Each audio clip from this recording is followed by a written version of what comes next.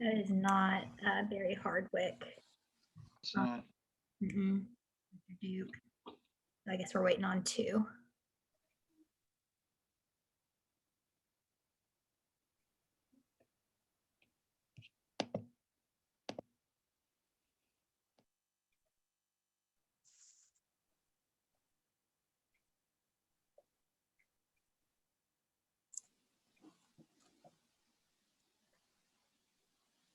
Wonder if we should text. I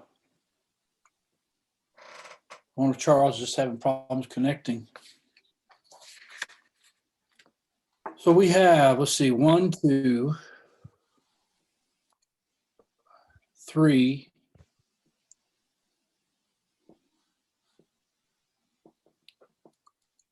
4. We got 5 or 6 right now. 6. It's hard to see with so many. Can't tell. I'm checking that list. Hang on just a minute.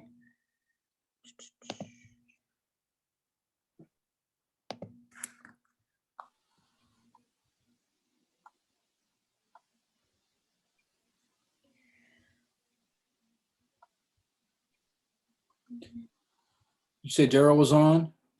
Yeah, Yes. Daryl's on. Okay. I'm at 6. It looks like we're missing, Mr. Hardwick and Dr. Lee.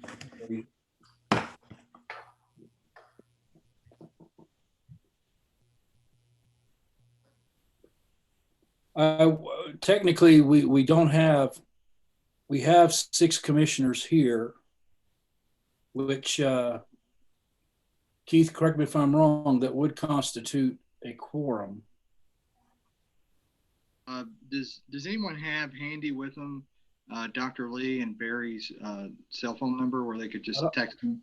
Yeah, I just really don't want to call the meeting to order until we do that. We can wait. Yeah. Okay, there's Barry. Hey, Just- Barry. Let me see if I can-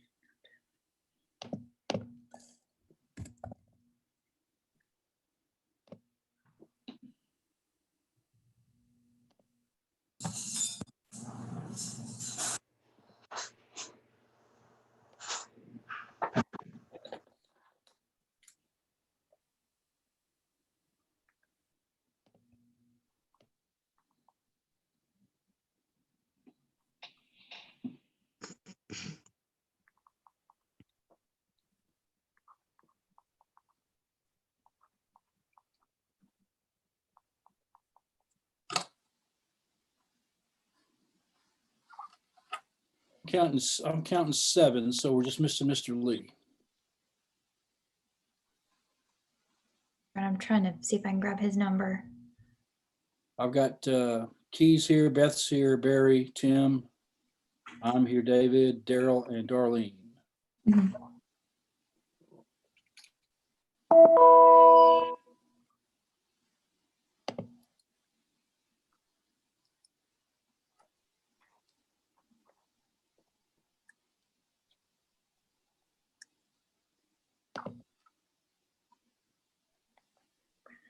Reach out to him real quick. Okay, Charles Lee, are you there yet? Pretty sure he would be attending this evening.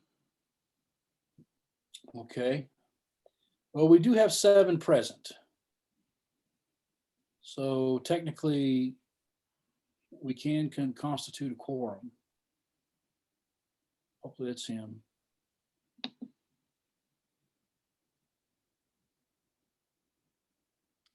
I'm texting him right now, so. Okay, we'll just wait a second longer. Dr. Lee is also chairman. Yeah, I think he just joined. You just joined? Yes, sir. I saw a C. Lee pop up at the top. Okay. Charles, are you there? Yes, sir. I'm sorry. I had too many emails from Lauren to find the right one to click on to the Zoom meeting. You have to take. the Okay, right- well, with that, that constitutes 8 commissioners. Before we begin tonight, first of all, for all the many faces on our screens tonight, welcome to our Hendersonville Regional Planning Commission meeting on Tuesday, October 6, 2020. And before I make an opening statement, Lauren, I need to go I need you to go ahead and let's constitute a quorum, because when I read the opening statement, we do have to take a vote on that opening statement tonight. So I need to constitute a quorum before we get started. Okay, so go ahead and call the roll real quick, and let's just get a head count for official. All right, Altizer, Here. Bryant McCormick, Present. Hardcastle. I believe he was absent. Hardwick, Jenkins, Here, Lee, Here. Longmire, Here. Silkwood. She was absent as well. Stringfellow Here. and Woodcock. Present. All right. okay, so that it's 8 commissioners present, so that will be the voting body for tonight. Noting that will serve as our roll call. So it's been determined that this meeting electronically is necessary to protect public health, safety, and welfare in light of the coronavirus. And a recording of this meeting will be made available to the public online. And I would love to entertain a motion from somebody on the commission and a second to take this statement so we begin our meeting. So Move to moved. accept. Who made the motion? Altizer. Altizer, who seconded? Ms. Stringfellow? Okay, Lauren, would you please call the roll? All right. Altizer, Here. Bryant McCormick, Yes. Hardwick, Here. Jenkins, Here, Lee, Here. Longmire, Here. Stringfellow, Here. and Woodcock. Present. All right, that passes. okay, very good. With that, let's go to our opening prayer. And Ms. Stringfellow, would you open us up in a word of prayer tonight? Okay. Dear Father, thank you so much for this beautiful day that you've given us, and actually this beautiful weather that we've had for the last few weeks.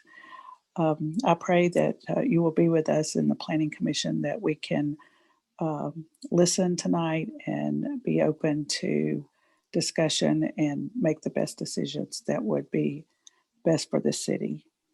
I ask that you be with our country and our president, and forgive us where we fail you. In Jesus' name I pray. Amen. Amen. Amen. Thank you, Ms. Stringfellow. Mhm. Tonight we begin with our public hearing, and the first is the request by Cage's Bend Development LLC to rezone property from a state residential ER to a state residential plan development ERPD, and to approve a preliminary development plan called Bellsford Landing. The property is located east of Cage's Bend Road, north, south of Douglas Bend, as identified by Sumner County Tax Map 146, parcel 088.02 and 08804. And we have many people on the screen tonight, and I assume some of these people are for this part of the public hearing. But before we do that, Lauren, if you would give us an indication. I know there were some comments that were sent in by email. So would you give us a report on that real quick? Yes, sir. Thank you, Chairman. We have received several public comments via email for this hearing, all of which have been provided in the commissioner's digital packets. We sent the last 2 via email here just a few minutes, probably an hour or so ago. The names of those individuals are Gary Hotchkiss, 115 Dames Avenue South, Dan Bailey, 100 Dames Avenue South, Kim Mims, 112 Dames Avenue South, Ron Becker, 119 Dames Avenue South, Sheila Hotchkiss, 115 Dames Avenue South, Ann Byers, 110 Dames Avenue South, Carl Kinghorn, 116 Dames Avenue South, Brian Williamson, 118 Dames Avenue South, Joe Schmidt, 1009 Shoreside Drive, Lena Marlar, 100 Scarborough Court North, Lisa Kinghorn, 116 Dames Avenue South, Renee Rice, 117 Dames Avenue South, Daniel Kula, 2121 Cages Bend Road, Karen Tugwell, 123 Gaston Street, Jackie Thomas, 1423 Rivermont Circle North, Stephen Kennedy, Dames Avenue North, Jay Ware, 2193 Gordon Crossing. There was also a petition submitted, which included 46 signatures, and all of the comments recommend denial of the proposed project. These items will also be provided to BOMA should the project move forward. Thank you. Yep. With that, are there any folks that are signed up for the public hearing to speak? Can somebody tell me that? Tina, do you have those folks that have signed up for the public hearing?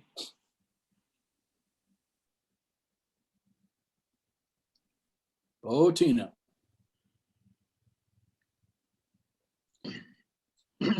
Lauren, do you know if anybody was signed up or not? I believe so. I think she said that there was 7 or 8, but I did not get that name list. I understand. Yeah. I think Okay. if we don't hear from Tina on that, I'm assuming she's let the people in with as many people that are on the meeting. That is correct. Everyone's been let in. There was actually a total of 11, but 3 were duplicates. So there was 8 individual entries, at least on the web form. Now, I'm not sure how many people might have forwarded that to neighbors or how many other people got the information from other members of the committee. Okay, well, let's do this. Take the name at the top of your list there, and let's see if they're here, and we'll go ahead and allow them to speak.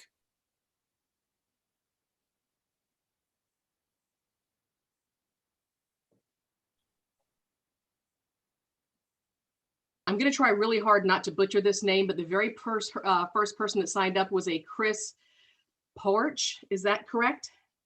Okay. It's Porch, ma'am. Porch. There we go.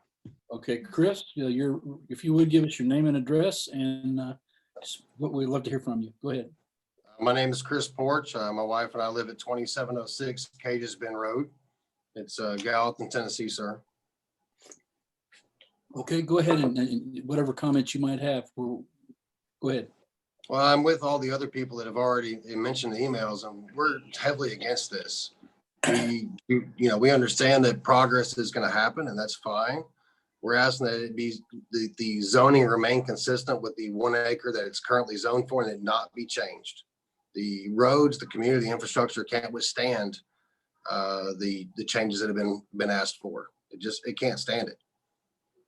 Okay. Thank you. And I could go on, but you guys should already have a copy of Terry and Kim Mim's email, and I echo everything in that email. I read it thoroughly a couple times, and it's very well stated. And everybody I've talked to feels the same way, sir. Thank you very much, Chris. Who's next on the list?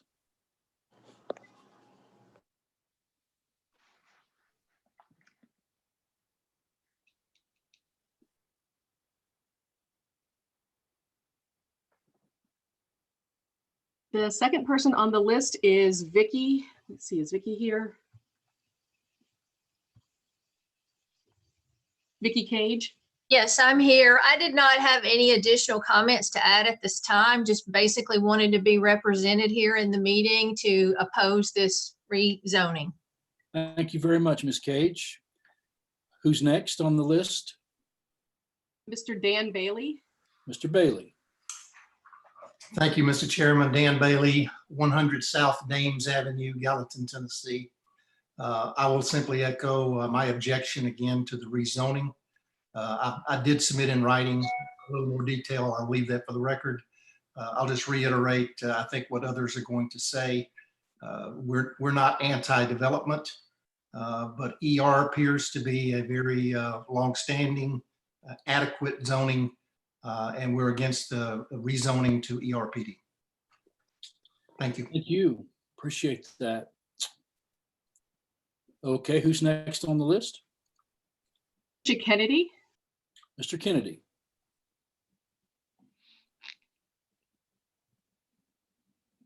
It's actually for me, Patricia Kennedy. Ms. Kennedy, I apologize. That's okay. I actually back right up to the field, so it will impact me more than any of the other folks, just about. But I just want to say we're not against it. Also, we're not against development. We understand that. However, to keep it consistent with the surrounding homes, I don't approve of rezoning. I think a 1 acre lot and, the ER is going to be much more consistent with the surrounding area. And, you know, I sit on my back patio and watch wreck after wreck. I saw a lady crash through a telephone pole because people speed up and down Cages Bend Road. And they, you know, and then there's the flooding constantly. And the more houses that you put in there, the worse the flooding is going to be on Cages Bend. And, you know, again, I'm not opposed to building, but, you know, keep it consistent with what is here. I've lived here my whole life. My family helped start Gallatin, Tennessee. And, you know, it's sad that we're losing all of the green space, but don't overcrowd it to where it's just insane. The traffic and the wrecks and people getting killed is just terrible on this road, and it cannot sustain, you know, a crowded subdivisions coming in here. People moved here to have a wonderful experience. They don't want to live. If it gets too crowded, they're going to move out. My husband is from Connecticut, and they are moving out by the droves because they have overbuilt. They have not corrected the infrastructure. They always say, well, that's somebody else's problem. Anyway, I know I could go on, and I apologize for taking your time, but that's how I feel. So I'm opposed to the rezoning, but not opposed to the building. Thank you very much, Ms. Kennedy, and don't apologize. We're glad to hear you speak. We really are. Thank you. Who's next on the list? Corey Allen. Corey Allen. If you're here, you're recognized.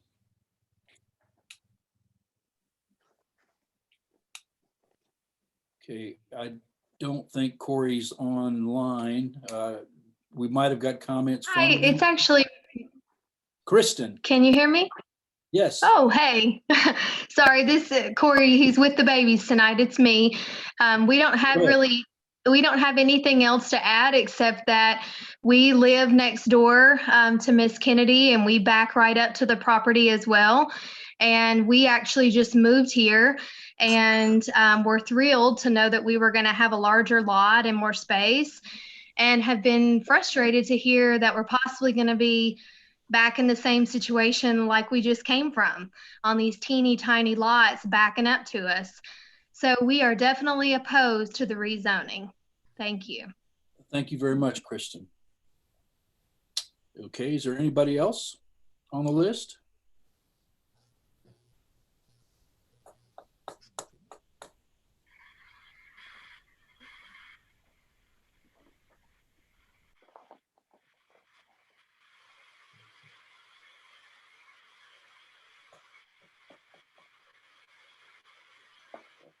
I think she's muted. It looks like Vicky Cage was on there twice, and then we go on to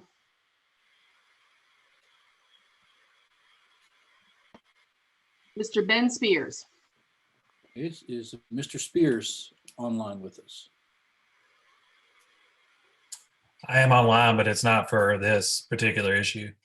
Okay, it's not for, it's for another submittal? Okay, we'll just hold that thought then. They're good. Okay, anybody else? The last person on the list is Terry Mims. Is Terry Mims online with us right now? Yes, I am. Go ahead, Mr. Mims. Thank you, Chairman. Thank you, board members. I do have a statement, but before I make my statement, I want to make sure that the board, Mr. Chairman, and your board members did receive a letter written by Ms. Kim Mims. Yes, we received that. All right, thank you very much. Mr. Porcho, appreciate your compliments of that. Kim is a retired real estate developer with the state of Tennessee. She worked with the Stream Project facility planner and put a lot of research in there. My question, or I have a question, I just want to make sure that, you know, the egress coming up here, I want it that we are all for development and growth. I'm a development and growth type of guy in every area. But the rezoning of this from ER to ERPD, I am against the rezoning of allowing the ERPD for that coming into this area of development, allowing that many houses to be brought on to the scene. And also, one of the statements that Kim made in the letter if you allow this rezoning and the way that they're going to come in and out of our property or in and out of our community, it goes totally against one of the ordinances that you've already passed. So I want to just kind of point that out. And also, if you do move forward on the development, which that will probably happen, where is the construction interest going to be? That is a question that we would like to have. But overall, we're for it. We want development, but the zoning, we are not. And I think Kim, my wife, did a very good job explaining all the pros and cons of our position. And I'm glad to hear that a lot of the community members feel the same way. Thank you. Thank you, Mr. Mims. And I think that was the last comment from what I understand. I want to make sure that is so. Okay. I have registered to speak. I have an email here that Fine. confirms my speaker registration. That's fine. Ms. Giles, go ahead. Okay, thank you. My name is Anna Giles. I live at 1000 Kendra's Run.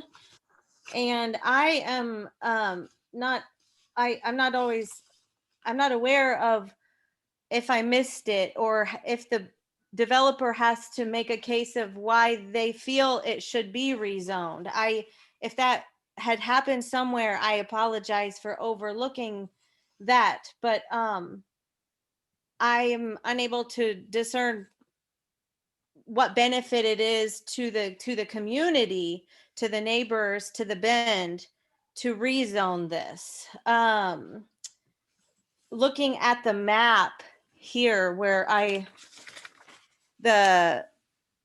this section here, this big green section, if this bit gets rezoned, there's another couple hundred acres behind it, possibly a couple hundred, I'm not sure, that would also probably in the future, I don't know if it's been purchased by the Cages Bend Development LLC or not, but this looks like a preliminary rezoning request, and another one would come in the future, possibly with that added acreage. My big problem with rezoning requests is that property wasn't purchased that long ago, and they knew what the zoning was when it was purchased. So,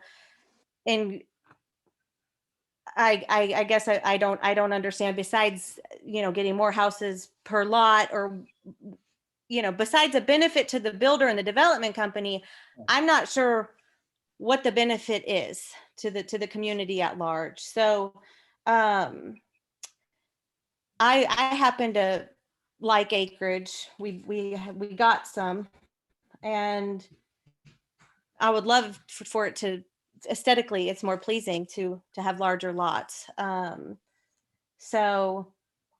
But I guess I have more of a question of, was there a case laid out, or is it just a request that's submitted? Well, there is a request submitted, Ms. Giles, and to answer your question, the case for the rezone will be made by the applicant here later on the agenda tonight. Oh, okay, thank you. So what we're doing I've now. never been to a meeting like this, so. Okay, we're just getting public feedback right now from the publicized hearing for the rezone. So. Thank you.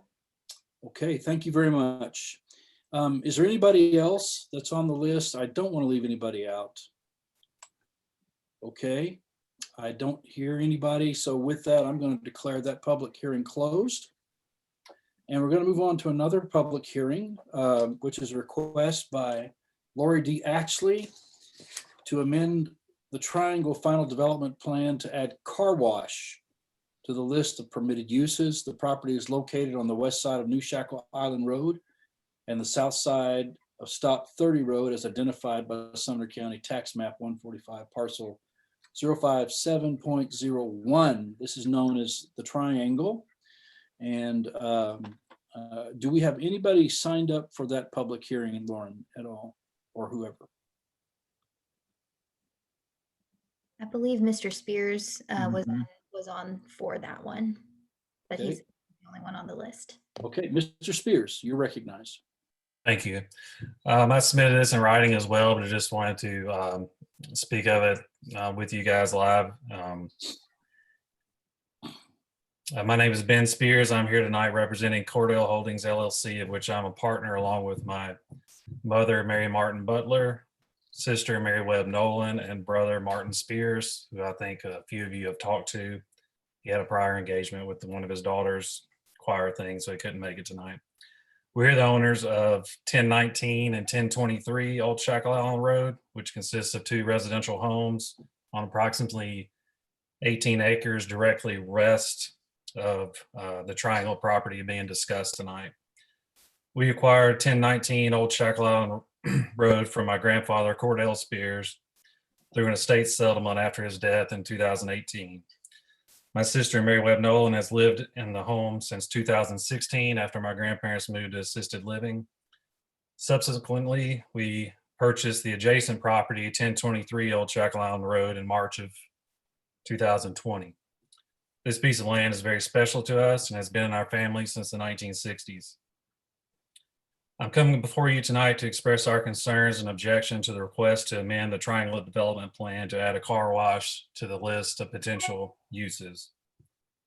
As we look towards the future development of this corridor, which we know will probably happen at some point, it is our hope that this area, potentially including our property, will ultimately consist of Class A office, Class A retail, or high-end residential type developments.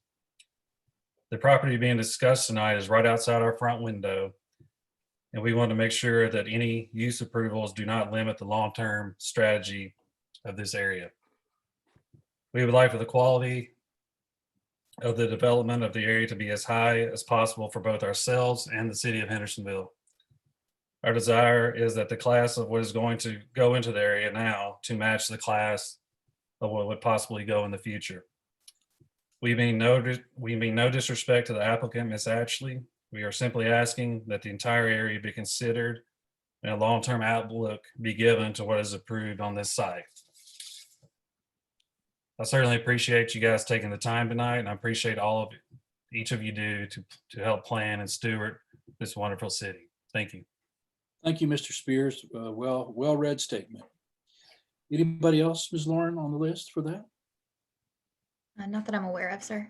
Okay, well, with that, I'm going to go ahead and declare that public hearing closed. And we're now on item 4 on the agenda, and it's request for information and assistance. Do we have any commissioners that request any information assistance? Okay, hearing none. Additions to the agenda. Director Free, do we have any additions that we need to discuss right now? No additions to the agenda. Okay, thank you very much.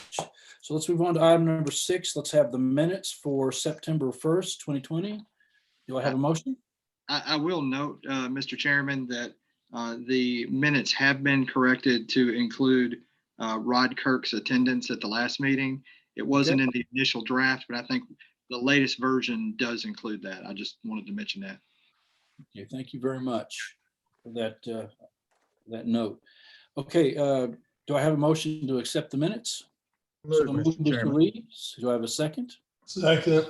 Second by Mr. Altizer. Lauren, call the roll. Yes, sir. Altizer, Yes. Bryant McCormick, Aye. Hardwick, Yes. Lee, Yes. Silkwood. Oh, I'm sorry. Longmire, Yes. Stringfellow, Yes. Woodcock, Yes. and Jenkins. Yes. All right. That's all 8. Okay, thank you very much. That passes unanimously. We'll move on to item number 7 on the agenda, which is preliminary and final development plans. And we're going to start with 20.076-001, which is Bellsford Landing, the PDP, owner Cagesville Development. And we're going to turn it over first to Grant and Sydney. Grant, bring us up to date on the historical analysis of this property, and let's get the planning staff's take on this, and then we're going to turn it over to the developer and let them talk to us a little bit. Good deal. Thank you, Mr. Chairman. This is we've got quite a bit to go over with this development. There's a lot of components to it and a lot of history. This is a new preliminary development plan that includes 72 acres of the existing Lakes of Savannah subdivision, phases 2 and 3 that were never constructed. This also includes 8 new acres with a road connection to Cage's Bend, and that's kind of detailed there on the previous Lakes of Savannah plan there on the page. It shows the new section where the new road connection is proposed. This was an alternate open space plan that was approved in 2004. Phase 1 or section 1 was developed around a little bit after that time. The new proposal adds the 8 acres, which it also includes 40 new additional lots in addition to the 64 lots that were originally part of the Lakes of Savannah phases 2 and 3. The 8 acres, the new section has approximately 12 lots as part of that in that new portion. The lot density for this proposal is 1.3 lots per acre. I'm sorry, yes, 1.3 lots per acre. It's comparable to the existing Lakes of Savannah, and that was 1.09 lots per acre. Essentially, the average lot size for this is right at 0.49 acres per lot on average. So it's right at a half an acre as a mean of the number of lots. They do range though from 1/3 of an acre to 2/3 or 2/3 of an acre. So there's a lot of variability in it, but on average it's half an acre, essentially half an acre. 28.86 acres are open space. This is on this new proposal. They are showing that the pond will remain, not be filled in. They've got walking trails and some parking area up at the northern portion of this. The walking trails, we did have some staff comments that wanted them to add connections to the sidewalk along the streets and to kind of give it some more connectivity for people that live there if it were built. And playground has been removed from this new proposal. I think the developer is they're willing to talk about adding that if it's requested, but I think they from what they talked to me about it, they said that they thought that they didn't age well and it'd be something for the HOA to maintain, but they said they were open to doing that if it's requested. And the elevations that they provided on this were all brick. They did have a allowance for 30% hardy that they were asking for, just in case they wanted to do an elevation with 30% hardy. But my understanding, they wanted to do mostly all brick homes, just with that exception to be able to add in an elevation or two to accommodate people that wanted to add that into the look of their homes. They are entitled to 64 lots from that original approval. However, that going through Lakes of Savannah, the Elbell Landing, I can't think what the road's is. Elbell Road, it was cut off by the purchase of open space that they no longer can use that connection.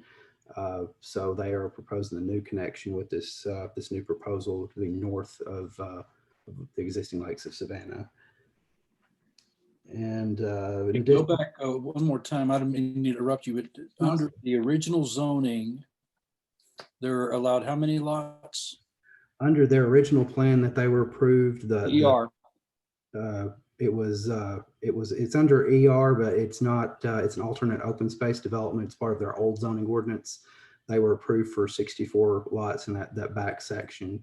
They have the ability to do straight zoning ER at this point, or they could pursue an alternate from that plan that was approved, which the old plan was approved with that 1.09 lots per acre.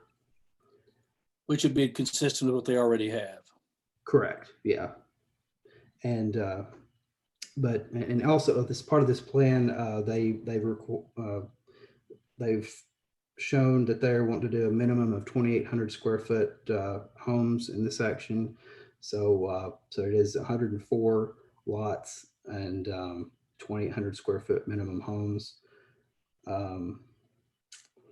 They Excuse me, Grant. Sure. What did you say was the minimum square footage? 2,800 square feet. 28? Yes, ma'am. That's what they're proposing. Okay. And they'll be held to that as well. And I think there were some questions that were brought up about access points, and I know there was some information that was sent in about accessing through a subdivision. We don't have a requirement of accessing through a subdivision or whether or not it's from a main road like Cage's Bend, especially given that this is part of an existing. It's a portion or an amendment essentially of an existing plan. But we would, if we have a connection to an existing subdivision, we encourage connectivity. So we want to ensure that we have that. But fire code is really, I believe, the only thing that would require the 2 access points. And that's one of the things that they are trying to accommodate in making that other connection within Lakes of Savannah. Let's see, another thing we were going over with this, they are proposing $3,500 per lot for offsite improvements to be included as part of this plan development, which show with 104 lots, that's $364,000 total. That is something that we would look at if it were approved. It would be something that generally those are used by Public Works and for improvements in areas nearby the whatever development that's approved with. And I think some other questions that were brought up and talked about were about the land use plan, and Sumner County does have their own land use plan that they go by. Our city land use plan is what we review and go by. And it was approved, I think, in 2009, 2010. That area shows this area is suburban living. It matches the residential density requirements of this area and this proposed development. All that essentially 1 to 4 dwelling units per acre is considered suburban living. So half acre lots, that's 2 dwelling units per acre. So it matches the intent of our current land use plan that we have in the city of Hendersonville. Some other items that I wanted to go over on this, they are options for development, as I kind of hit on earlier. They could do the current or if it's developed in the soon or in the future at some point, they could go with a current or different proposal if it's approved. They could do the existing 64 lots that were part of the Lakes of Savannah. They would have to do a minor amendment on that, though, from my understanding. And then they could use the new 8 acres as ER potentially and do acre lots in that new section, depending on how it could be designed. And I think that's a restraint too that they're looking at. So they would broker another 8 lots by that amendment, right? Yes, that's correct. Up to 8 lots with the 8 acres that's included. And of course, there's a road in there, so that would probably take away, from that. The existing ER zoning, it is 1 acre lot, 1 dwelling unit acre lots. So they could do up to 80 acres or 80 homes in those 80 acres, minus the roads and infrastructure. But would have no open space as shown on this plan. It could, they're not required to do anything. They can do that by right. That would just bring a preliminary plat in and construction plans can go forward with it that way. The one thing to caution on that is we don't have as much as far as design control on that. They could do 50% vinyl on those homes if it's straight zoned.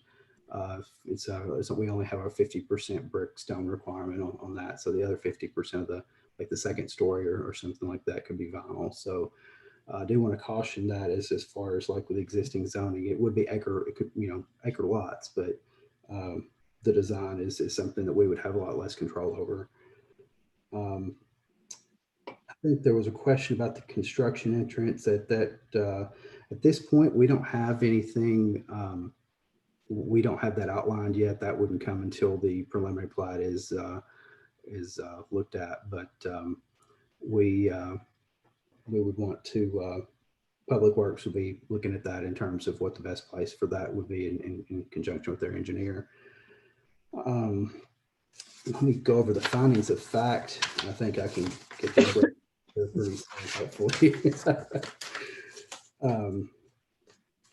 Okay, in going over the findings of fact, the zoning ordinance says the Planning Commission, in its review and recommendations, and the Board of Mayor and Aldermen in its deliberations shall determine if the planned development is in the public interest and make specific findings in regard to the following grounds for an amendment to change the existing zoning classification.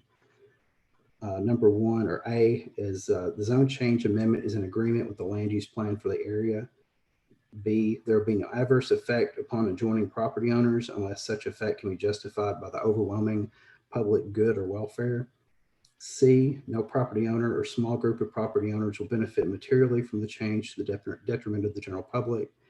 And D, conditions affecting the area have changed to a sufficient extent to warrant an amendment to the land use plan and subsequently the zoning map. So,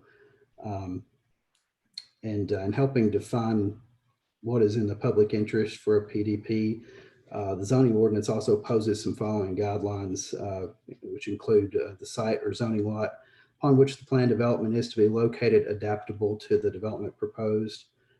The proposed planned development be detrimental or endanger the public health, safety, comfort, or general welfare of any portion of the community. Will the proposed planned development diminish or impair property values in the neighborhood?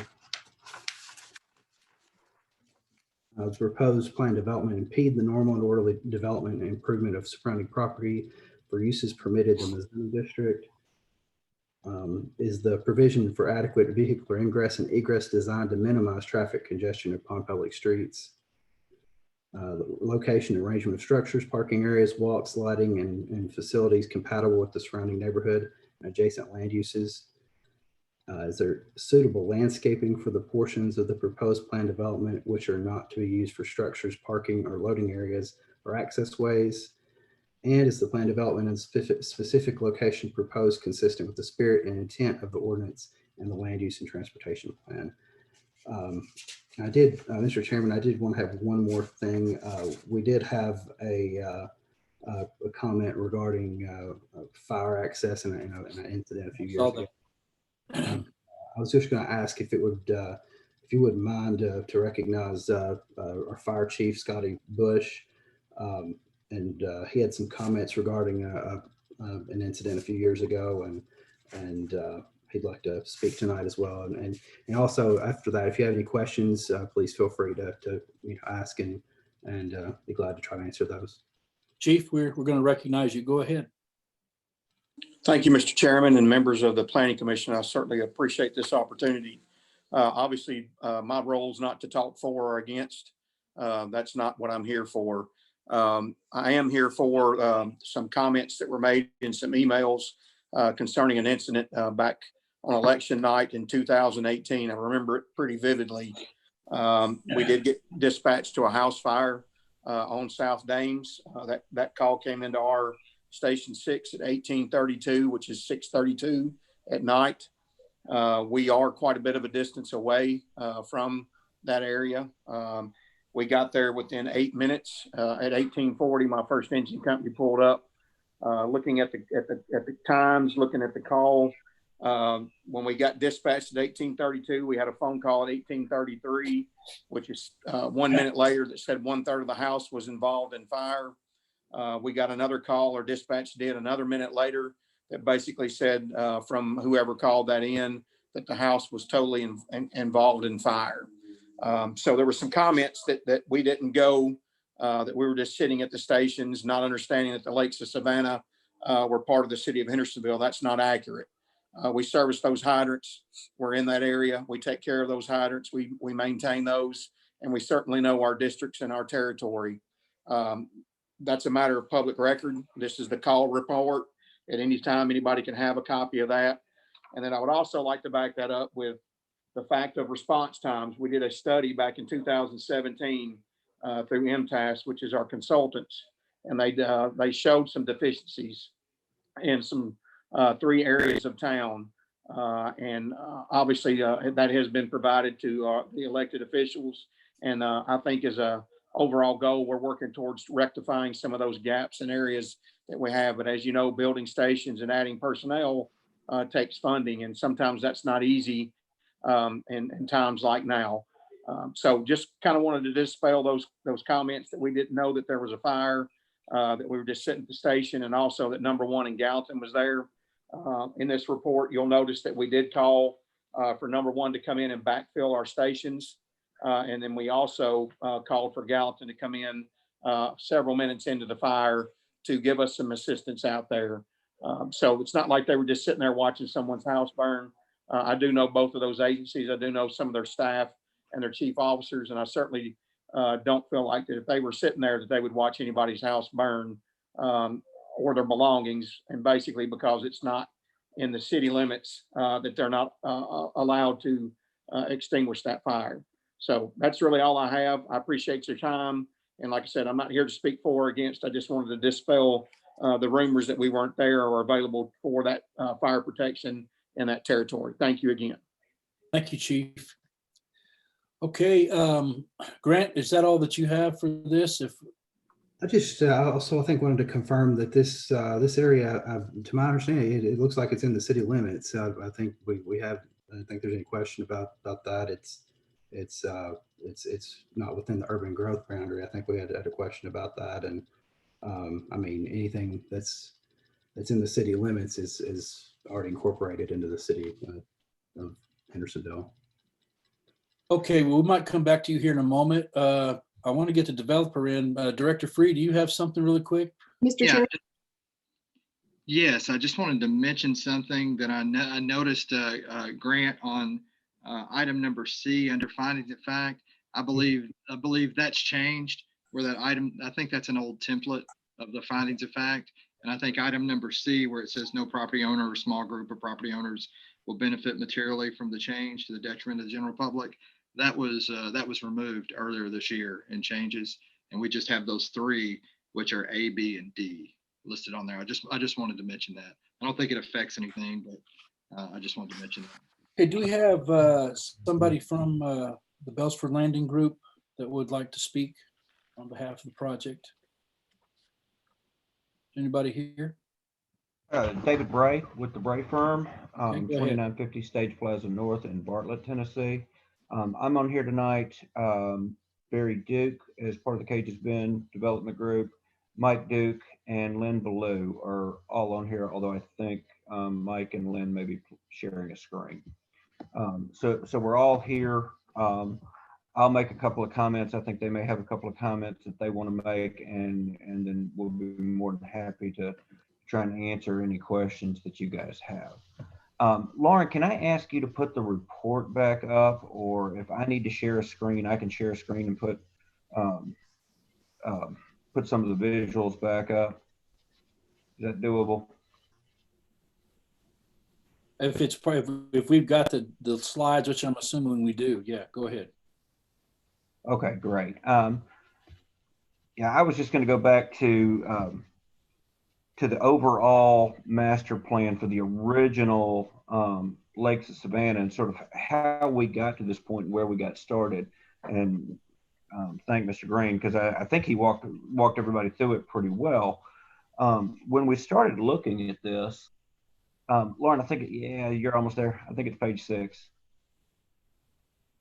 When we started looking at this, we were looking at the fact that phase 1 was done, which is the western portion of that plan, and looking at 2 and 3, and we started talking with staff about moving forward and how we could move forward. And we were a little surprised to discover that I'm probably going to butcher the name as bad as Grant did, that Ellisbell Road had been cut off. Yeah, this is the perfect graphic. That new open space number 3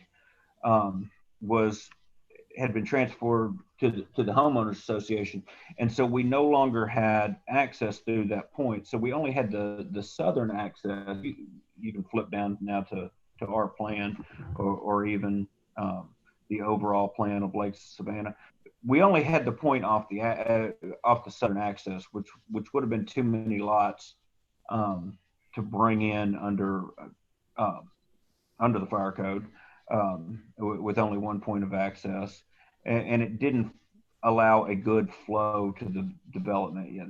So it's sort of cut off by some of the graphic, but we do have a connection to the existing subdivision right there where it says Beltsford Landing PDP. That connection's right there at the PDP. And then we started looking and purchasing the property to the north so that we could get another connection out to Cage's Bend Road.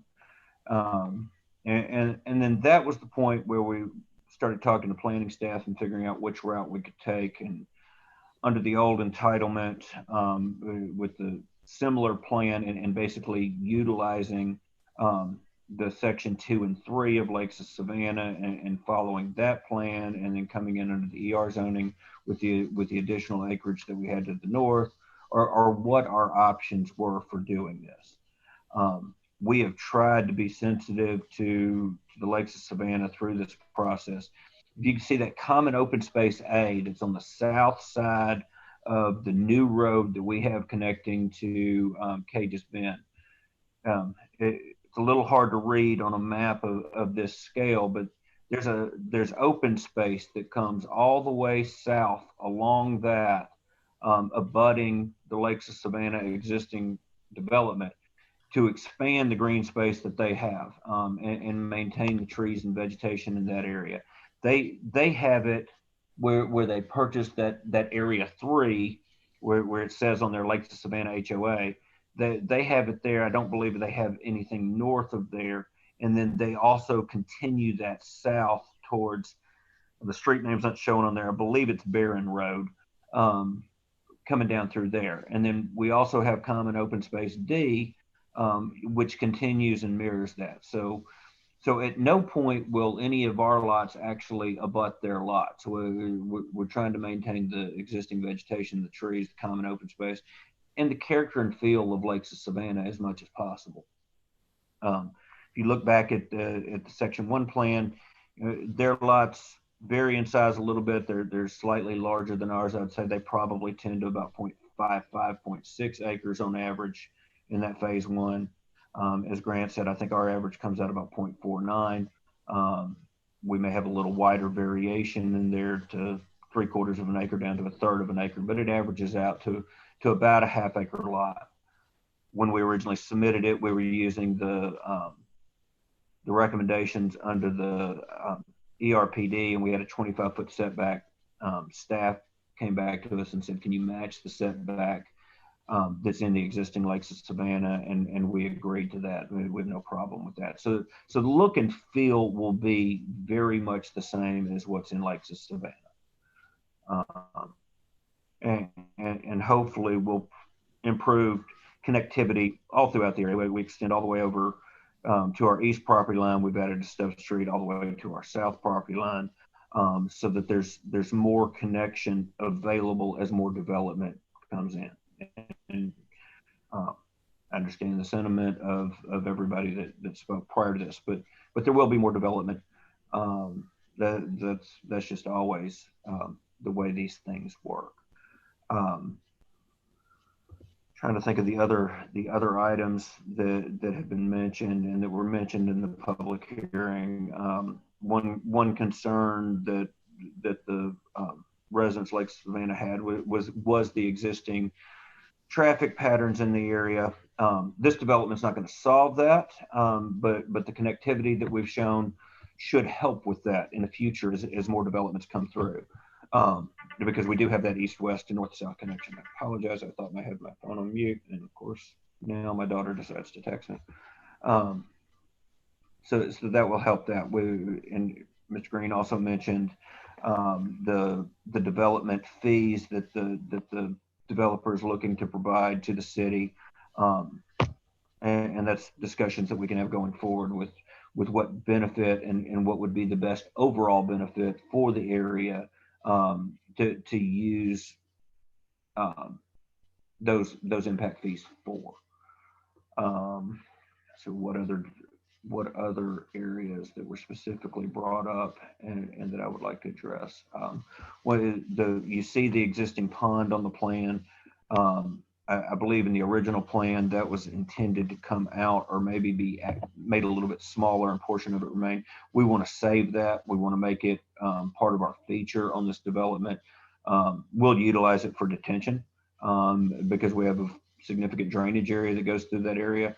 But it's also part of our green space. You can see that we have a green belt that runs from that north area coming south of the lake all the way over to where the TVA line abuts this property to the east. We have walking trails on both sides. We have interconnectivity in those walking trails, and then connectivity at the staff suggestion that connects into the development. So there's numerous places to access this walking trail and get through there and preserve as much green space as we can. And if you go back and look at the original Lakes of Savannah plan, very similar to what they were doing. We may have a little more density than that plan had, but by and large, we were as much as possible trying to mirror the thought process that they came in with that plan back 15, 16 years ago. I think I've hit on the points that I wanted to. I've asked for Barry or Mike one to unmute themselves and add any additional, and then I'd be more than happy to answer any questions that staff may have. Okay, thank you, Mr. Bray. And if your colleagues want to say something, they can let us know. But at this point, let's just do this. Commissioners, it's now your time to talk. And I would say to all of the residents that are with us still, that this is the time in the particular meeting that the commissioners interact with the developer, and all public comments from y'all. We have taken that into account. We've got your accounts on your comments on record, but now is our time to deal with this as a commission. And so with that, commissioners, I open it up to you. And do you have any questions either for Mr. Green or Mr. Bray? Yes, Mr. Ms. Chairman. Stringfellow? I recognize Ms. Stringfellow first. Okay. Mr. Bray, this is Darlene Stringfellow. I was wondering, did you have a conversation with the neighbors or have a meeting with any of the neighbors in the area before you decided on this development, or after you decided on the development? Yes, ma'am, we did. And I'm actually going to ask either Barry or Mike, because I believe Mike attended that meeting and possibly Mr. Ballou. We had a meeting and then thought that we were in pretty good shape with them. And then there was a change in how that went down. Barry or Mike, can one of y'all jump in here? Because you guys were privy to that meeting and I was not. We didn't have a meeting. Well, was there a meeting with him? Okay, Mr. Bray, are they with us, or? I'm looking. It looks like Barry may have been. There we go. Yes, David, Michael, I don't know whether you're here, but they met with Ralph Jones, who was on the board of the HOA for Lakes of Savannah, presented the plan, and we had many conversations with that, and the feedback was that everybody was good with the plan, David. We did not know till today that there was some opposition, so it was very much a surprise in our meetings, and he canvassed, even called us back sitting, but we gave him all the information at the night of a board meeting. They presented it to the board. The feedback was it was all good. So now we don't know what's happened. Your meeting for your particular involvement was not with the residents, but with the board of the HOA? Correct. Okay, so you presented the project to their board. Correct. Okay. I am on the board and I did not Ms. Kennedy, Sorry. yeah. Did you see anything, Miss Kennedy? I guess the question would be, were you not made aware of this project at that time? I think the consensus is that none of the residents were privy to that information that was disseminated. And I think that's what Ms. Kennedy was trying to echo, that. Was Ralph Jones on the board at the time when we met a few weeks ago? Ms. Kennedy, would you like to answer that real quick?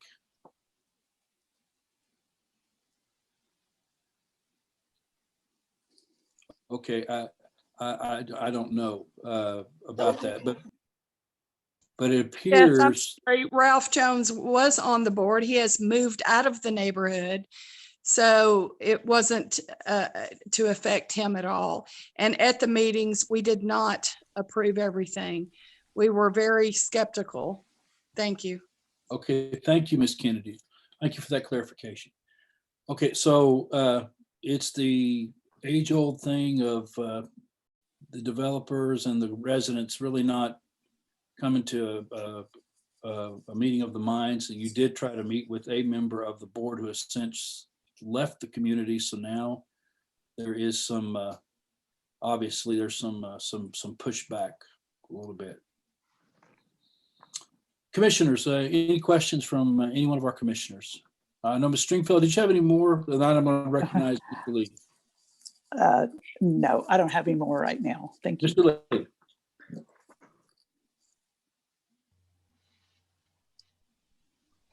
Yes, Mr. Chairman, I had whether or not there had been a meeting with the residents.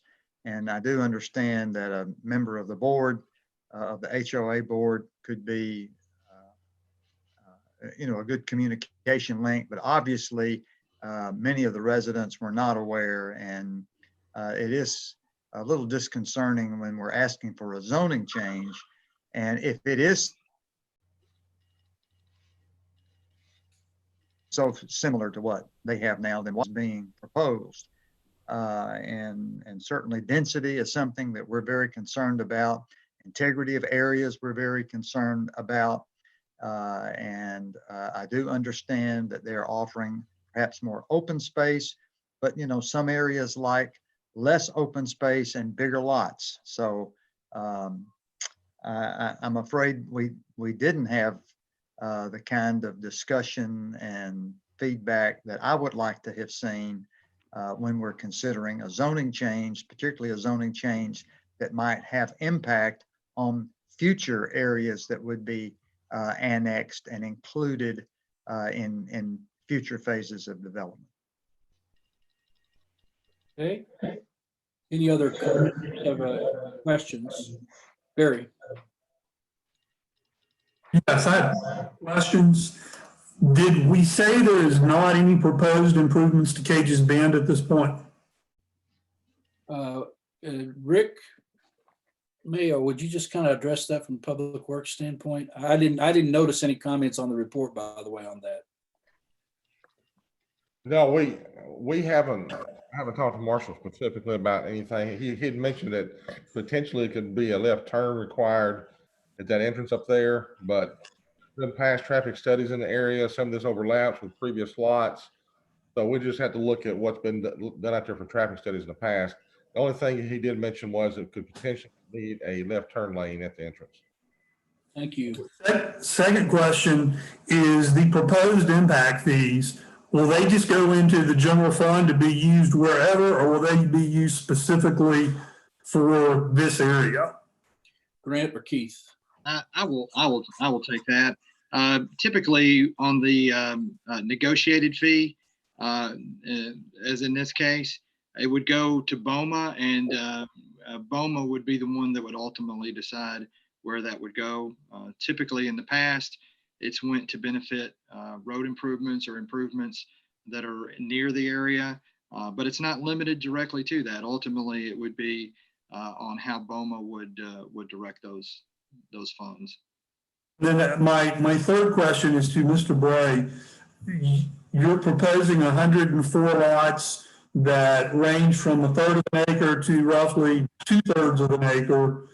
And it's an average of about 1/2 an acre. how many, can you give us a breakdown of how many lots would be a third of an acre? How many are a half an acre and versus just averages? Can you give, and it doesn't have to be specific, but just a good broad range that 50 of the lots are going to be a third, or just, can you give us a rough breakdown on number of lots?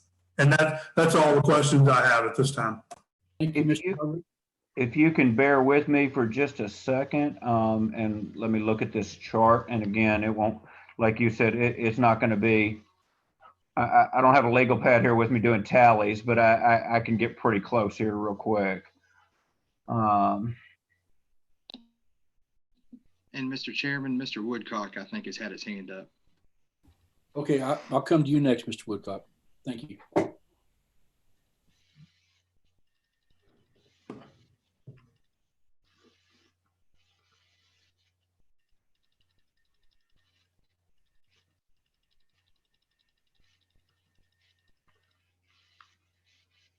I haven't left you guys. I'm sorry. I'm just counting as quick as I can. I was going to say, Mr. Bray, if you'd like to have someone else do that for you while you answer other people's questions, that's certainly fine with me. Okay. Well, and just looking at it real quick, and please don't hold me to the mathematics of it. I think I got about 25% are right at that third of an acre, and probably another 20 to 25% are about 4/10 of an acre. It might be a little higher than that on the 4/10 of an acre. And then the rest probably going a little larger. Okay. Thank you. And once again, that's just ballparking. We get the specifics. Okay, Mr. Woodcock. Thank you, Chairman. First, just like you corrected the speaker, the assistant kind of jumping in the meeting and speaking, will you address the chat being disabled so that everyone understands why that happened? I've already received 4 texts. Most people on the call are Ward 5 residents and neighbors. So versus me explaining it to 10 individuals, can you just give a recap of why we do not allow citizens to chat during these meetings? Mr. Woodcock, that's something that I'm on my screen. I am not seeing. I see the chat screen here that I've got 4 comments here, but I haven't got them enabled myself. So Mr. Free, I'm going to kind of defer to you to give us an explanation on that. Yeah, I think Tina, or can you hear me? Yes, sir. I think let's disable the chat because with the public hearing, then that's the opportunity to speak. And then having folks comment on the chat. It's sort of like in a meeting where we've already had the public hearing and then the public is still commenting as we're going. So Yes, sir, that was already taken care of. Your staff members had already requested that I take. Okay, so it just stopped at the 4. And so that's right. That's good. So I apologize for not having that chat turned off, but that's what that's for. In no way is it to diminish public input. The public input for the process is through the public hearing, which we've already had, plus the opportunity to send in emails and letters and that information get disseminated. Thank you, Director Free. And I would just say on my part, I'm trying my hardest to keep the meeting flowing and to get the ideas flowing. And so I'm not looking at the chat screen as aggressive as maybe some others, but I appreciate Mr. Woodcock bringing that to our attention, and thank you, sir. Are there any other questions that you have? Yeah, I'm not done yet. Yeah, I have a few more questions. Go ahead. So a lot of them have been addressed since I've been in the queue. For example, the number of lots, the size of those lots. My next question was why the HOA may not be willing to give some of that green space for the easement for the road, but considering the previous conversation about the lack of discussing with that actual HOA, they probably were never presented that or requested that. And just to be clear, the developer met with an individual who was representing the HOA, because if I remember correctly, that name is the employee for the management company, but maybe he also lived in that neighborhood. Can someone clarify that? Okay. Barry, you're probably gonna have to weigh in on that one. You or Mike one. Ralph Jones did work for the management companies as the last I knew anything about. So he did work for them, and he was, I think, the president of the board, and we reached out to him because that's how we knew him, to be the conduit for the people of the neighborhood. Okay. And did I understand someone saying that he used to live there and moved? So he was a resident at that time? I think Miss Kennedy stipulated. Correct. Yeah. Yeah, he just moved. We just talked to him this afternoon, and he informed us this afternoon that he had just moved. He found a house on the golf course, but he just moved. He did just move, and was surprised when we talked to him this afternoon that there was now opposition. He was very surprised. Okay. Yeah. Okay. And then, so my stance is, going into this, I was looking to support this development because the lots are a little bit larger than what we've been seeing. My fear now is that if this is approved, we're bragging about 1/3-acre lots and half-acre lots, and then the next development will come in and say, well, we'll do a 1/4-acre lots and half-acre lots or a 1/3-acre lots. It'll just get smaller and smaller.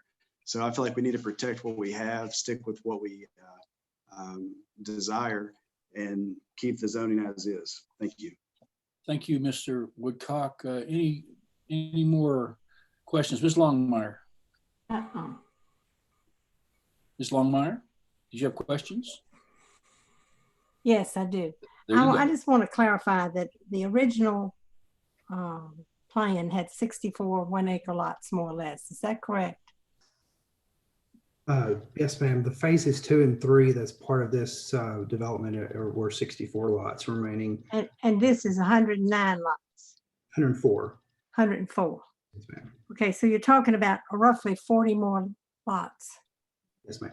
And 8 more. And you're talking about 2 cars per household. And you're talking about at least half of those people having 2 people who go to work, maybe more. That's a lot of traffic coming out of Cage's Bend in the morning and in the afternoon, not to mention other times of the day.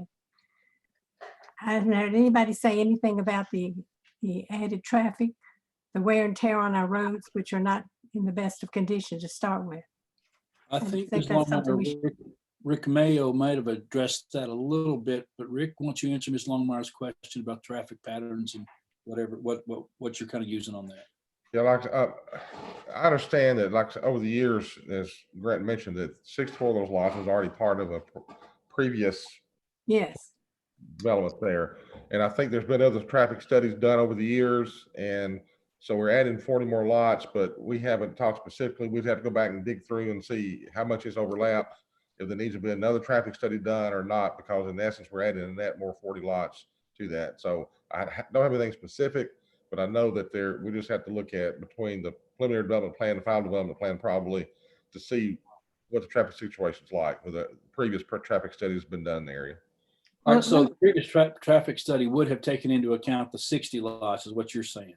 That's correct. 64 lots, but not the additional 40. That's correct. Yeah. Well, I just like to say that, it's been 16 years, I think, 14 or 16 years since this was originally approved.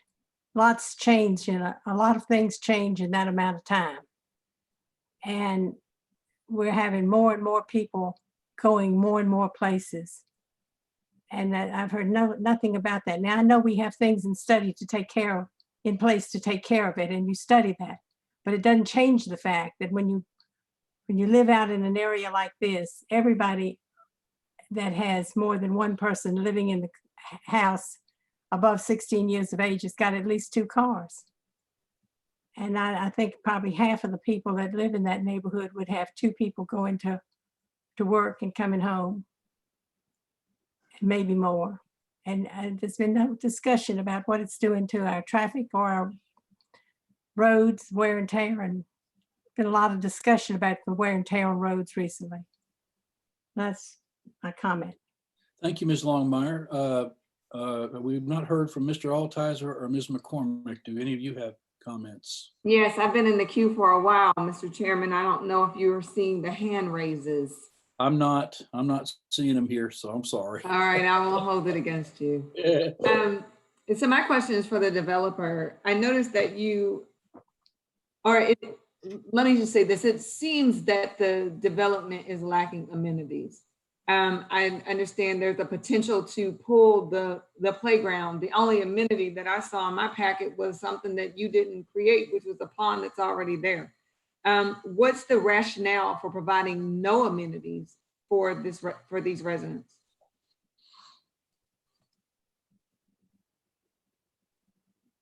Barry, you want to address that, or you? Well, I think I just mentioned the walking trails, David, and the great feature that land provides throughout all that, the park area. It's going to be a great park area, 10-foot wide walking trail, biking trail for people. It's a huge area for people to enjoy. It's if they don't see it, then I don't know what else to say. Okay, so I want to follow up on that. So essentially it's a walking trail and a pond, no playground, no pool, no community center, nothing of that nature for the residents that ultimately would be provided. Is that correct? I don't have a problem with either a playgrounds if that's desired by those, or either a pavilion or places for people to, but I was looking more toward landscape and benches with those walking trails. People I found in my developments, they like walking trails and benches and nice landscape, and throughout that whole common open space is the feature to this property, and it is a great feature to this property. It's a great piece of land. Will be used, and the playgrounds are not a problem if that's the desire of the commissioners. Okay. Ms. McCormick, anything else? No, that's all I have. Thank you. Thank you. Mr. Altizer, do you have anything? No, most of the questions I've had have been answered by the queue. Okay. All right, so let me kind of weigh in here a little bit. The present zoning, and Grant, help me with numbers real quick again. This reminds me of a submittal we had back when on Indian Lake Road, off of Indian Lake Road, where we had a developer come in that essentially was going to change the zoning, and it actually went forward, and it ended up being that they did not do it, and the residents, you recall, bought the whole piece of land. This is essentially the same kind of thing where they were going from a straight zone to a planned development, where the difference was 15 lots, if I remember right, that would have been the addition versus the straight zone. I think what's telling here is a couple of things. Number one, there seems to be a disconnect between the development and the developers. There seems to be a disconnect in answering some of those questions, and I hear many of them are in tandem, that they are not sold on the density, but they're for development. And so there is a pathway there that I believe can be walked. The other thing is that Grant mentioned is this owner under present zoning could essentially build 64 plus, how many more did you say? Well, up to 80, but generally with right of way and everything else taken into account, with the 1 acre lot with 80 acres, they could do up to 80 lots. 80 lots. Design review is not as extensive. They don't have to do any kind of amenities at all, period, under that zoning. So, obviously, any developer that comes in and wants to do a PD, a planned development, that is a better route for our city. However, in this particular case, we really don't have the synergy between the developer and the development and the people that are already living there. Now, I don't want to preclude any commissioners. I don't want to short circuit any vote here, but I kind of have a feeling how, in my mind a little bit, I may be wrong, how this could go. But at the same time, if I believe that there's a little bit more legwork that should be done between the developers and the residents to see if there might be some give and take. And I'm like Commissioner Woodcock, you know, when you start hearing of the bigger lots and that kind of thing, that makes me really pipe up a little bit. And then the amenities that they're offering, albeit there's not a pool or some playgrounds, you know, the bigness of the pond and walking trails, that's something. And the fact that they're doing brick homes. But now I'm wondering, Mr. Free, if from just a planning perspective, if we might not be better served here to suggest, and I once again, commissioners, I would love to hear your comments as well. Maybe we need to take a step back from this and allow the residents and the developer to kind of communicate a little bit more and see if there is some common ground. What would the planning perspective be on that? I think that would be reasonable. I think with what you've shared, what the developers have heard from the residents and the questions that they've heard from the commissioners. And at this point, of course, it's really something where there's a couple of paths forward. One path could be take a vote and it gets a majority. I think a majority tonight is 5. So you get 5 folks that recommend approval. It moves forward to BOMA. BOMA eventually makes the decision.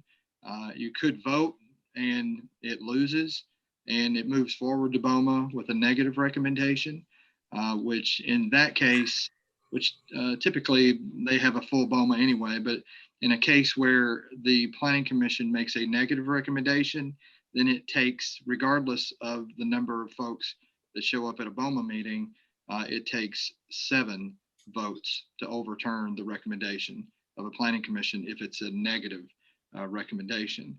A third option could be, but of course would be, well, there's actually 2 more. The Planning Commission could possibly defer this if the developer is agreeable to it, and then given the developer opportunity to get back with some of these folks that have sent letters and that have expressed their concerns tonight, and look at maybe taking another bite at it, and then bringing a revised plan back. So those are really the options. I think really probably at this point, it would be reasonable for the chair to ask the developer which path that they would choose to move forward, given that information. Mr. Chairman. Yes.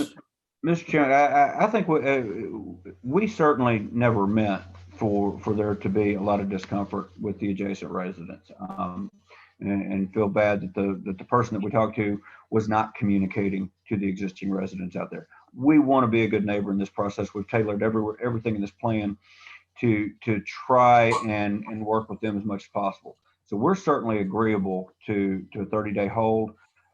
Give us a chance to go speak with them, see what kind of changes we need. If it's more extensive than something that we can deal with staff in 30 days, we can come back and ask, for an additional time. But hopefully try to get this worked out in 30 days and come back to you guys. And the chair would have no problem with that.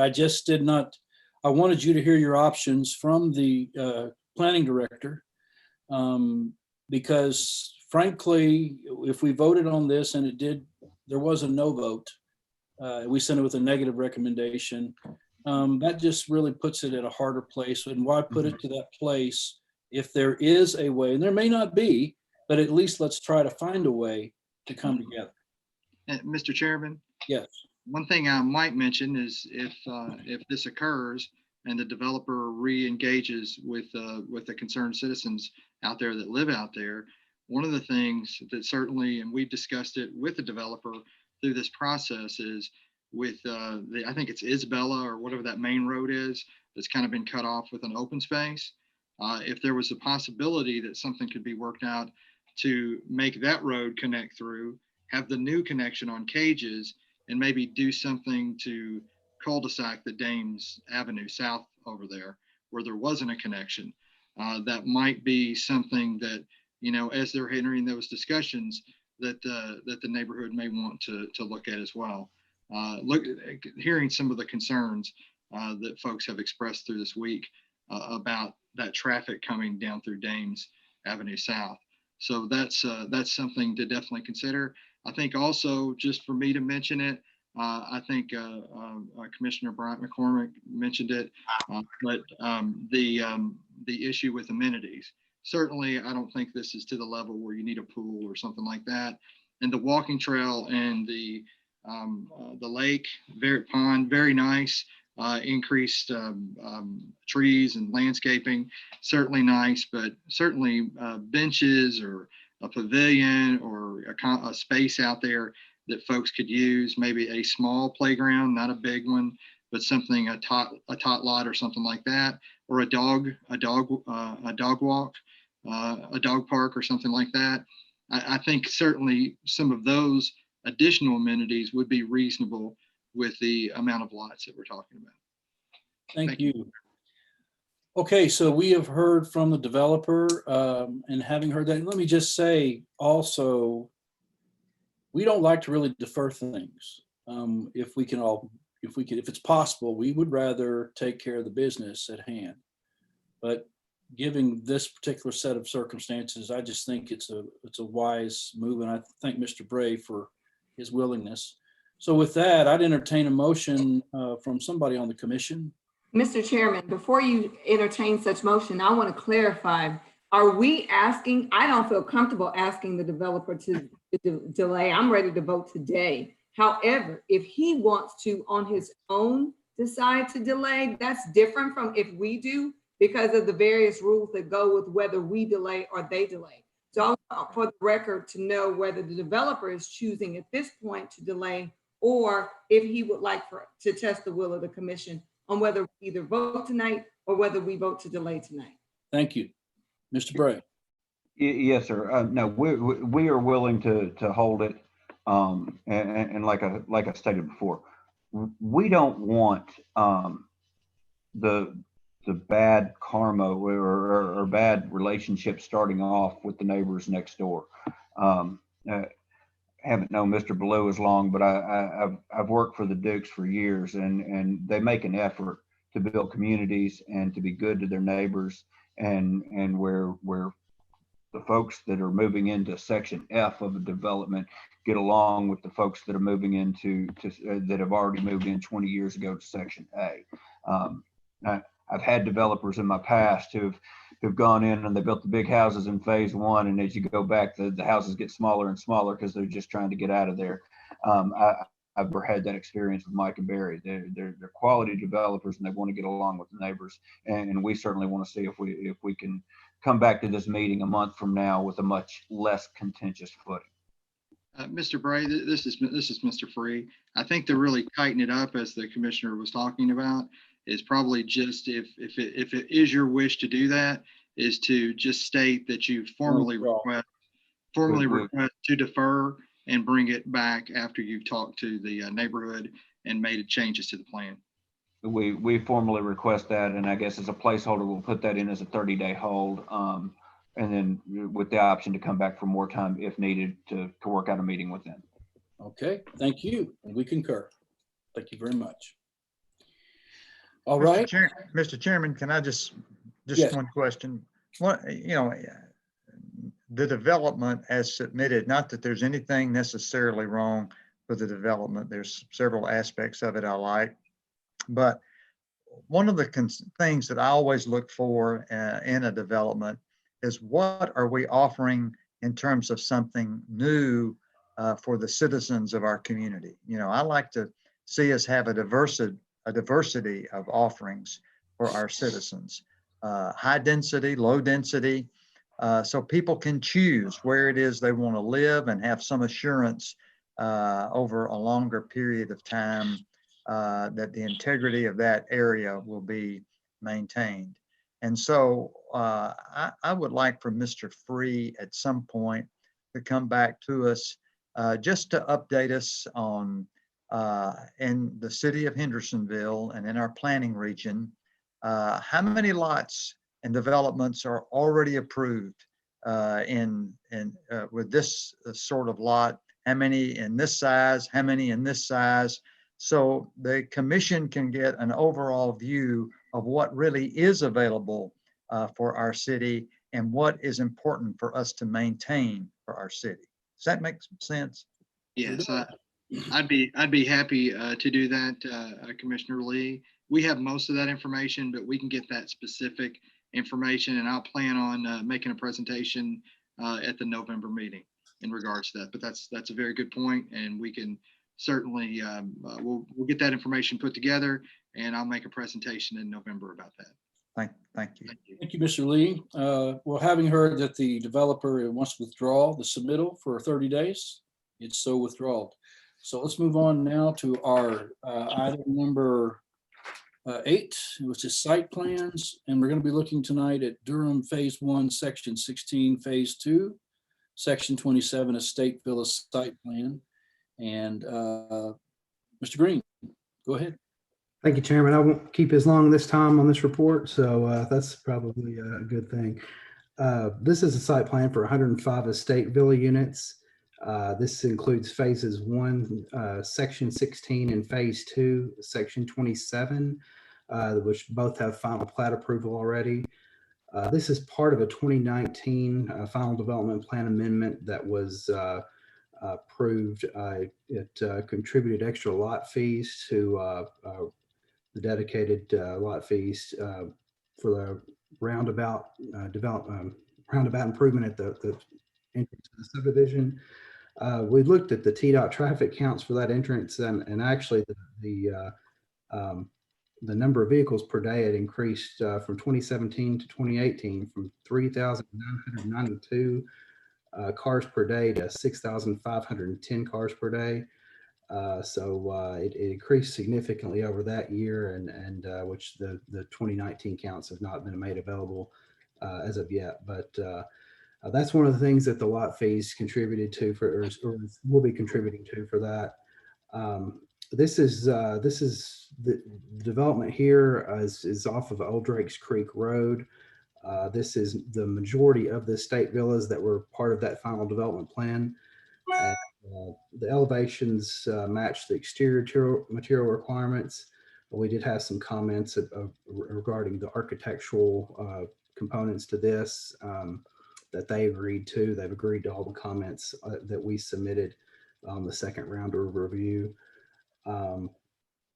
The approval will be contingent on they would have to get the final plats recorded to get these developed. We did have one question regarding the for sale or rent question on these, and stated that these would be off for sale, and no rental. We did want to make sure that we addressed that question, and they have agreed that would be something they would add to the plan. And if anybody has any questions, feel free to. Is there anybody from Durham that's here? This is Matt Reginald, CESO. Okay, go ahead, Matt. Engineer representing Lennar, and they're the home builder. And Grant, I appreciate your presentation there. And like Grant said, we agree with the comments that are out. We believe we can work with staff on that. And the one that we did want to specifically bring up was the rent issue. And it is Lennar's intent that these houses will be built and sold, and not their intent to hold them for rental for anything like that. So they will be sold for single occupancy. Okay. Thank you very much. Any questions from commissioners? Yeah, go ahead, Mr. Woodcock. Thank you to the representative who just spoke. I know it's your intent, but are you willing to legally put that in place so that they cannot be rented? I'll have to defer that to the developer, who I believe is also on this call. This is Randy Mickle with Lennar. Okay, Randy, go ahead. As he stated, and certainly in the comments, what our intention is with this section and being in this community is to put these homes up for sale, sell them at market prices for sale to individuals, with anything that those individuals potentially do with those homes after they own them. Certainly we couldn't control, but our intention is not to sell any of these in bulk to any individuals with an intent or any entities with an intent to put them up for rent. Yeah, that's great. I asked if you'd be willing to make it legally binding, like we've done that with previous developers. Your intent is all well and good, but considering everything that's happened in Durham Farms recently, your intent's not good enough. I wanted it in writing that these will not be rented. We do have an agreement, contractual agreement with the developer, Freehold, which prevents us from selling them in bulk to any entities. So that agreement is in place from a legally binding standpoint between the developer and Lennar. Okay, I'll just vote against it. Thank you. Yeah, Mr. Chairman, I think on addressing that, Commissioner Woodcock, and tell me if I'm wrong, Grant, but the developer has agreed to put that comment on the site plan approval. So we would have that on the site plan, that's going to be home buyer homes. Is that correct, Grant? And as I'm hearing it, the difference is that you all are stating that you are building them to sell to individuals, but not anybody. You can't guarantee whether or not those individuals will rent those units after they're sold, but you do have a contractual agreement that you can't sell those in bulk to entities. Is that correct, Randy? That's correct. Yeah, and I don't guess I'm not familiar with any way that I could, as an entity, as Lennar, prevent someone from doing something with a home after it is sold. But we certainly, as stated, we have the full intent, which I know that's not legally binding. We do have a legally binding agreement with the developer that they would not be sold in bulk to any entity for the purpose of renting them out. But I'm open to conversation around it if there's other ways that it can be done, but I don't know of any way that we could prevent someone from doing something with the property after they take ownership from it from us. And I might just clarify the comment that Mr. Green had on the staff comments was given the recent history of the 165 units that are villas and townhomes that are now, the possibility is that they're converted to bulk rental, as we were discussing. That was the only reason that was in the staff comments, is just to ascertain what that answer was, given the recent history of what's been going on, to obtain from the developer, what exactly are you doing on that? Okay, go ahead, Daryl. Keith, so what did we do for Anderson Park where we limited the amount of rentals, the amount of ownership, so that people couldn't go in and buy 1, 2, 3 at a time? And the next thing you know, the same owner has 20 units and renting them out. That's exactly what we did for Anderson Park. So clearly this is something that can be done, unless I'm missing a major piece of this puzzle. It can only be done as in Anderson Park or Glenbrook Village North, when the developer, not at the bequest of the city, but the developer leads with that is their intention to do it. And then they bring that to us as a part of the process, and then make that an integral part of the process. Recently Anderson Park, where they had proposals of how they're going to limit the rental. And that was a part of their proposal, not something that the city said they had to do, but something that they voluntarily did, and because that was their intention to do it, as they were going through the rezoning process. So there's a difference. I'm sorry, I didn't mean to cut you off. Go ahead. Yeah, and so that's the difference, is that if the developer is willing to do that without coercion from the municipality, then that can be binding. But the other way, where that if it's you do this, or it's denied because of this or that in regards to that particular issue, then that's not supported by any power that we have. in regards to that. And it sounds like no one is willing to make that suggestion from the developer side. Is that what I'm understanding? No, they've agreed to the staff comments that they'll do it, and then further that they'll state on there that it's going to be homeowner occupied. That it's not. But yes, then those owners can turn around and rent it out, all of them. Yeah, as just long as it's individuals. Yeah, individual owners could. Single owner could. Yeah. Yeah. And so the developer again could limit the percentage of rentals regardless of who owns them if they choose to do so. That's correct. And as I'm understanding, they're not willing to do that. I'd have to let the developer speak to that. I think they've agreed to the staff comment, Grant, that they're going to put that on there, put it on the plan. And if it's on the plan, then the city has actionable recourse where if they're going against that, let's just say they put it on the plan and they say this is going to be homeowner occupied and not rental, not rental. Then if they turned around and sold it to bulk rental, and somebody bought all 100 and however many of these are, if they did that, then we would have recourse of action to say you're in violation of the site plan because the site plan was approved with that information on it. But this is right.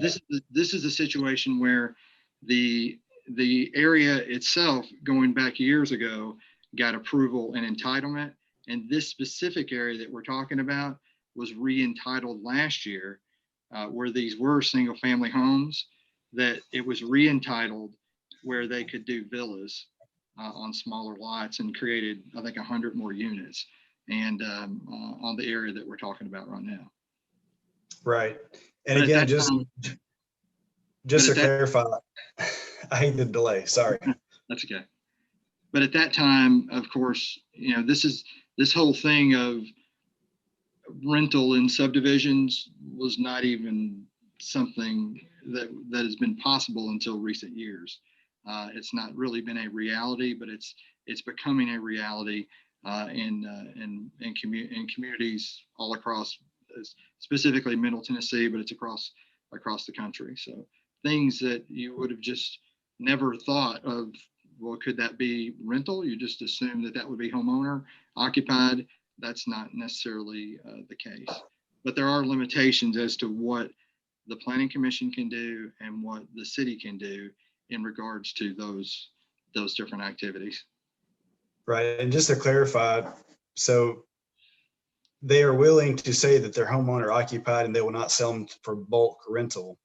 But what I was asking is if they were willing to put a rental cap, period, if it was bulk or individual, and they're not offering that at this moment.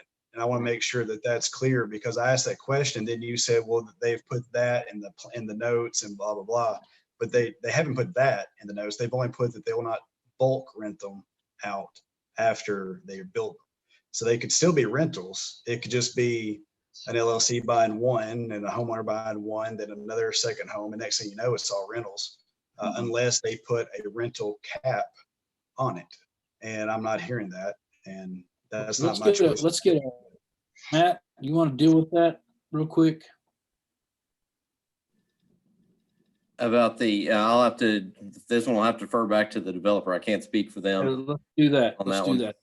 Brandy, you hear what Commissioner Woodcock is saying?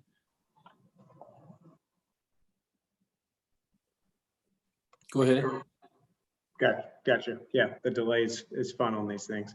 Yeah. I think with I would kind of have to confer with Freehold, the actual developer, to see what they would like to do with a rental cap. Obviously, we would be under contract for these home sites, but ultimately we're buying them from Freehold over time. And I think they would have to speak to what they would put on the development plan for their home sites to which they still own. Thank you. Personally, I would prefer to have that answer to that question before I vote. So that's just my request, and I'll let the other commissioners speak. Right. Any other commissioners have questions for Mr. Reginald or Mr. Mickle? Tim? Okay, no, I'm sorry. Go ahead, Charles. And I don't guess I have a question for the developer, but I'm looking right now. This was in the Tennessean on July the 19th, and it's why by least living neighborhoods are growing. And I guess I would share Mr. Woodcock's concern that even though this is popular in Nashville and it is growing, as Keith has said, in Middle Tennessee, it is certainly not desirable in this neighborhood, not in Durham Farms. It's not what we thought Durham Farms was going to be. And yet I do understand someone can buy a unit and then decide at some point to rent it. I mean, I understand that they should have the right to do that. But still, a concern, since the concern has been raised and since the interest is on bulk leased living neighborhoods, whatever we need to do to restrict that in Durham Farms, I would certainly support. Okay. Ms. Longmire. Yes, I would just like to say that I certainly agree that we don't want to have bulk ownership that the property has been bought for the purpose of renting it out and creating a business from that rent. On the other hand, I think we have to be careful, or I'd like to have the legal opinion of our attorney so that we're not restricting somebody's ownership of the property. Because if we go back through an area like we've seen a couple of times, for not too last 20 years anyway, of where people have lost jobs and the economy's dunked and they lose their job, they can't make the payment. Their only choice might be to either bankrupt on it or rent it out. And an individual renting a property is very different from bulk rental. Yes. So I think that I would like to see that that's clarified in some way, or have the attorney tell us what we can or can't do. Right. And I've talked to the attorney today about this subject, and we've talked about this in detail over the last couple of months about these similar types of things. But I've texted him, and he may be joining us here in just a minute if there are questions for him. The question we have before us, though, is with this site plan. And according to the language that I have before me, is they're agreeing with all staff comments. And one of those comments was that they would add to, reiterate that, Director Freed, they would add to the plan that none of these units would be rental. Am I correct? Yes. From their yes, standpoint. it would be a home buyer, but I think what specifically on the plan, the question was recent communications to Durham Farms from Freehold indicate 165 owner-occupied units may be converted to rental units within a different section of Durham Farms. Not this section, obviously, but will these units be sold as owner-occupied units or be used as rental units? Note whether these will be owner-occupied or rental on the site plan. Okay, and their developers telling us that they're going to be owner-occupied. Am I correct on that? That is their, yes, that's correct. But there is no way, and there is a contractual agreement between Lennar and Freehold that these can't be sold in bulk. Am I correct on that? That's correct. All right. So, but under Mr. Woodcock's scenario, it could happen that way. And so what we need is some kind of clarification. Mr. Woodcock. What's the definition of bulk? Like if I buy 7 homes from Lennar, is that bulk? Yeah, that's a good question. Mr. Mickle. That would be bulk, yes. So what's the number? There is a number. I would have to tell you that I have the details of the contract between Freehold and Lennar, not at liberty to get into great detail this time without asking counsel what confidentiality agreements I could violate in that. And I know you'd want that information. But I'm happy to answer your direct question that 7 would be. Yeah, that'd be great. And then also, so if like I have 3 LLCs, so is that per LLC or ownership?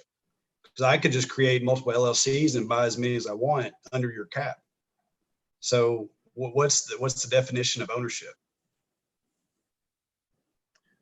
Yeah, I think what we'd have to be as a home builder, selling homes on the market, you have to be obviously very careful with preventing people from buying homes. So we'd have to always certainly check with counsel if we're ever denying, the purchase of a home to an individual or an entity, whether they're using a trust or an LLC or anything like that. So there's a lot of property rights and obviously local, state, and federal laws that we have to be careful with in home purchases. But one thing that we certainly can do is prevent a bulk takedown of purchases. So that would be, certainly our intent with this area is to sell these to individuals, owner occupied. I obviously can't commit to what people do with properties and can't ask them what their use is for those unless there's, some binding agreement around that to a community. But I think that the economics are such in this section that I don't think it's a great concern that a lot of these would be rentals, but anything is possible. These homes will sell for $350,000 ish, and I think that they will likely be mostly owner occupied or rented in the instance of a one-off where someone feels it's either economically feasible or, as one of the other counselors mentioned, they need to. When you say economically feasible, are you saying the value of the home will be too high to rent out? Therefore, investors would not likely buy them to rent out? I would think so, in my opinion, that they're probably of a price that may not make sense. So in other words, rentals, you kind of need to have a lower value in order to make the return on investment work? Potentially. I mean, you never know what you could get for rent, but I think with these homes at these prices, obviously we wanted to build and sell these homes for a reason, as did a lot of other builders. It's a great community. It's a good area. It's a product that has a history of selling owner occupied, and that's Lennar's intent. Okay, and just to sum up, we don't know what the definition of bulk is, but you're going to get that answer. And you don't have the answer on how they'll kind of manage the actual ownership to make sure that people are not using multiple entities to get around the bulk definition. Yeah, I really do see what you're saying, Daryl. Yeah, it's all a game. You can find ways to get around it unless you put an overall cap. That's what I'm saying. Yeah. The question is legally what are they bound to? And that's a question we can't answer, right? Yeah. And then legally, what can we bind them to? That's exactly right. And Mr. Bradley has joined us, but I believe Key Bryant McCormick had her hand up for quite some time. And I apologize. I just don't have those hands. You don't see okay. it. I can yield to Mr. Bradley since this topic is very pressing at this point, so he can weigh in. Mr. Bradley, if you're on with us, go ahead. What's your question? Keith, why don't you phrase it for him? Yeah, let me kind of catch you up, John, to what we've been discussing. We're discussing the issue with the Estate Villas site plan. The Estate Villas site plan, this is in the area that is not in the area where the 165 units are that Freehold is discussing about converting to kind of bulk rental. And this is a separate area. The developer, Randy Mickle, is here with Lennar, and they have agreed to all staff comments. Also, one of those staff comments was just us asking, since this stuff was going on with rental on other townhomes and villas, is just asking the question, what is the intent? Is it to have home ownership or to have rental? And then whichever one it is, then put that on a note on the site plan. The developer has agreed to do that. The developer has stated that he'll put the note on there, and the note basically being that this will be, the intent of this development is to be rental, is to be homeowner occupied and not utilized as rental. The discussion, has kind of went into the issue about rental and requesting or talking to the developer about putting more specific guidelines on that to control the rental. And then that's sort of where the discussion is. I've kind of shared that there are limits as to what the authority of the Planning Commission and the city in regards to, we certainly can control what a structure looks like, what kind of structures can go where. But when it comes to this overall rental issue, although it is impacting and it's understandable, that people would be curious as to, what's going on. There are limits that we do have, and that those limits need to be taken into account when we're voting and making decisions on that. And so that's kind of in a nutshell, kind of where we are at this point.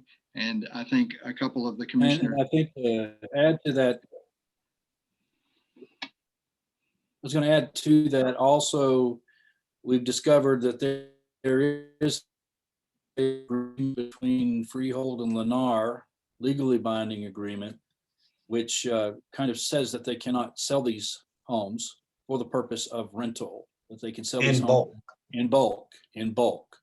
And we're trying to figure out what bulk means.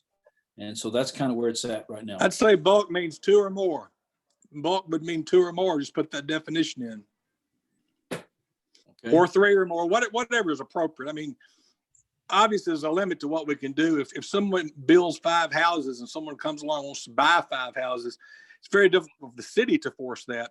The way Forest Park did it, or Anderson Park, I guess, whatever, the developer initiated it and agreed that they wanted no one having more than 2 homes to avoid the rental issue. The city can't require it, but the developer can unilaterally say, I'm willing to do that. I'll put it in my restrictive covenants that if you own 2 homes, you can't buy another one, or 3, or whatever number you want to use. Keith, isn't that how it was done with Anderson Park? Yeah, that's correct. And what I had shared with the commission, John, was Anderson Park and Glenbrook Village North are 2 most recent examples of that. And both of those were initiated by the developer. They weren't something that the city requested. They started out that way. And then they did get honed in on where they said it would be homeowner occupied.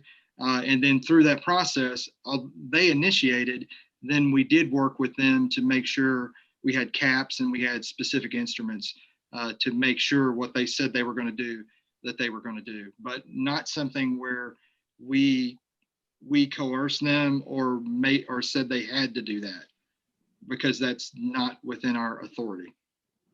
Right. For reasons, for legal reasons.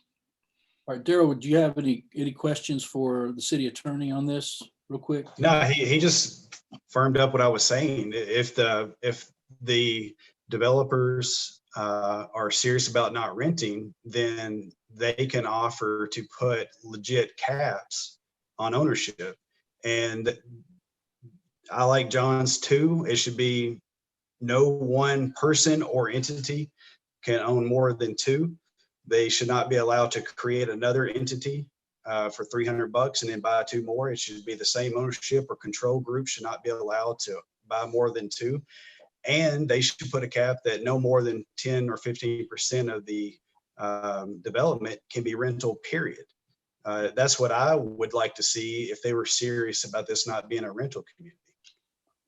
Okay, so now the question becomes that's a policy issue. And the question now becomes on the site plan process, are we able to really stipulate that on the site plan process, as Mr. Woodcock has mentioned? Or does it have to go in before we would have done site plan process? Well, that's what I was saying earlier. I'd like for them to get all that answered and bring it back. Okay. And if the developer and freehold have agreed to something like this, I mean, we would want some mechanism that's what they're going to stick with, because two parties that make an agreement can always amend that agreement. We're not a party to that agreement. So you've got to be careful with that. At the end of the day, we can't impose it, but if the developer will request it and put it in his restrictive covenants, that's probably about the best we can do. Restrictive covenants can be changed also, but there's a limit to just how much you can do. And we don't want to run afoul of the Fair Housing Act and other federal laws. So we got to be careful. We can't dictate who owns a piece of property. We can dictate what's put on it, what the use is, and what it looks like, but we can't really dictate who owns it. So, but the developer can put that restriction on it, like they did in Anderson Park. And do you agree with that, Keith? Yeah, I agree. I think though, as we're considering it, that grounds for voting against it need to be based in what we have the authority to require. But that if the developer is offering that, we have it.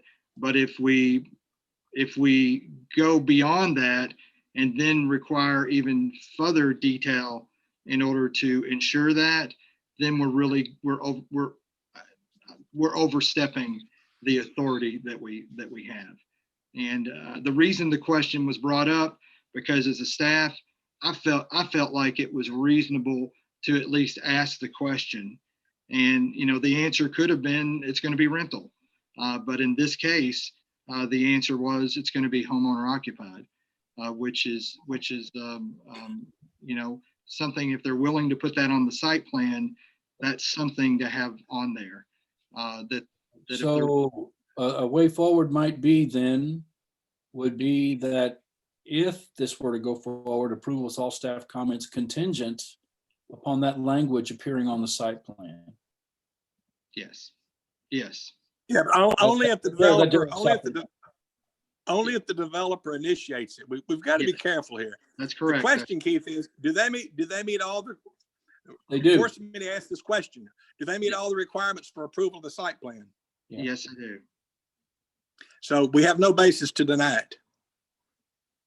That's correct. Is that correct? That's correct. Unless there's. But they have offered. Yeah. But they have offered to put this note on the site plan, right? Yes, that's correct. That's correct. Well, that's. I hate to put it this way, but that is better than nothing. It's more than nothing. I'm not sure how much more, but it's better than nothing. Okay. And I think that a note on the site plan is something that, if they tried to violate that, they could run. There's several things the city could do about that. Don't you agree, Keith? There's some things, but we can't require that. That's the main point. We cannot require that note. And on other issues, not to get in, I don't want to get into detail about other issues related to this on other developments, but there was nothing on a site plan on a lot of other developments. There was nothing on a plan development. There was none of these different things. But on this specific instance, if the developer is agreeing to put that note on there, then as a planning staff, we have something we could go back on. Without that note, there really isn't anything. It would give you something to attempt to enforce, right, Keith? That's correct. That's correct. Yes. All right, so let's try to bring this down to wrap this up. First of all, though, Keith, did you have anything you wanted to mention on this at all? Just say, or just kind of echoing, and I think it's been said. I mean, again, I am not this body's attorney at all, but as a lawyer, I can tell you my leg is really shaking here because we are on a line. I mean, and it's a line I could easily make an argument either way for, but especially in opposition to us. So I would say Planning Commission, let's tread lightly here. I think we're really at the cusp of making a mess. Thank you very much. And I really do concur with that. And this is why. I believe that this particular submittal that we're dealing with right now is, of course, is on the tail end of what we have been dealing with the other lots that are not a part of this submittal, but yet are in the same development. I believe that if they have met all staff comments and are agreeing to place that note, and we might discuss the language of that note, what that note says, and that could be worked out with staff and the city attorney and all that, and amenable that the developer's putting forward. I think that's about the best we can do. And given the fact that the developer has already agreed to this, I would recommend, unless any commissioner has any further questions, that we go ahead and possibly call the question. Barry? I have one. It seems to me this particular developer promised a lot and then keeps coming back and keeps coming back. I voted against the rezoning of this last year. When Grant talked about the increase of the traffic from 3,000 to 6,000, and that does not include these lots, I just don't think those streets are able to hold all that. I'm a no vote for that reason. All right, thank you. All right. Call for the question, Mr. Chairman. We've got a call for the question. Would somebody like to make the motion that we approve this with all staff comments? Making that motion. So moved, Mr. Chairman. We have a second. Second. We have a second by Ms. McCormick. No, Ms. Stringfellow. Stringfellow. Sorry, I'm sorry. It's hard for me to see all these. Well, my face is not there now. Okay. Ms. Stringfellow made the second. Yes. Any more discussion? Okay, with that, Lauren, call the roll. Altizer, No. Brian McCormick, Yes. Hardcastle. I'm sorry, he's absent. Hardwick, No. Lee, Yes. Longmire, No. Stringfellow, Yes. Woodcock, No. Jenkins. Yes. All right, that is 4 and 4. We have a tie. So there is no tie. Somebody help me here real quick. It fails. It fails. It fails. I can't hear you, Keith. Sure, John, that does fail if it's 4-4 with 8 people present. Is that correct? It does fail. Four is not a majority of 8. It would take 5 votes to pass. I agree. All right. So the site plan fails. Thank you very much. Let's move on now to the preliminary plats, and we're going to go to Savannah, Phase 8, Section 2, preliminary plat renewal. Sydney?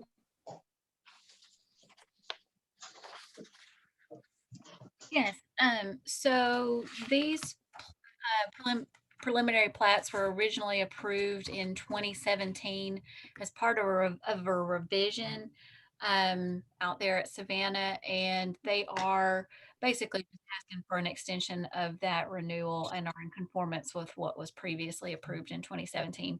And also, I apologize on the staff reports. I got the sections backward in your report. So if it's a little bit confusing, that's why. Phase 9, let's see, I'll take Phase 8, Section 2 first.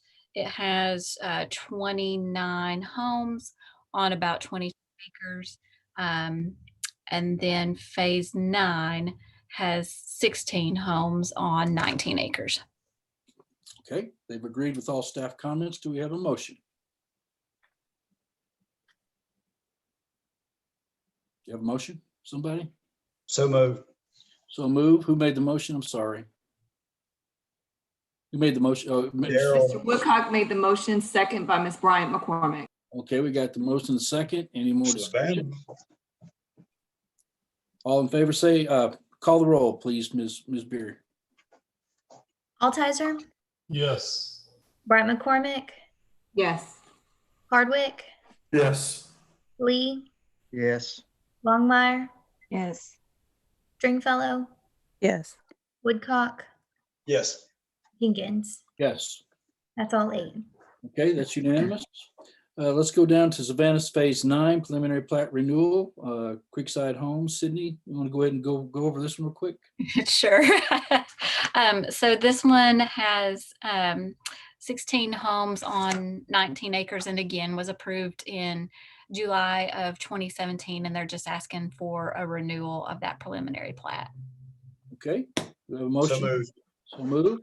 Second. Second by Mr. Altizer. Go ahead and call. Any questions? Call the roll. Altizer, Yes. Bright McCormick, Yes. Hardwick, Yes. Lee, Yes. Silkwood. Oh, I'm sorry, Longmire, Yes. Stringfellow, Yes. Woodcock, Yes. and Jenkins. Yes. That's all 8. Okay, that passes. Move down to item number 10 with related projects, and now we're moving to the triangle, the final development plan for ad use for car wash. And who's doing this? Timothy. Timothy, go ahead. Thank you, Chairman. Before I jump into this, since they are kind of grouped together, would you like me to just do an overall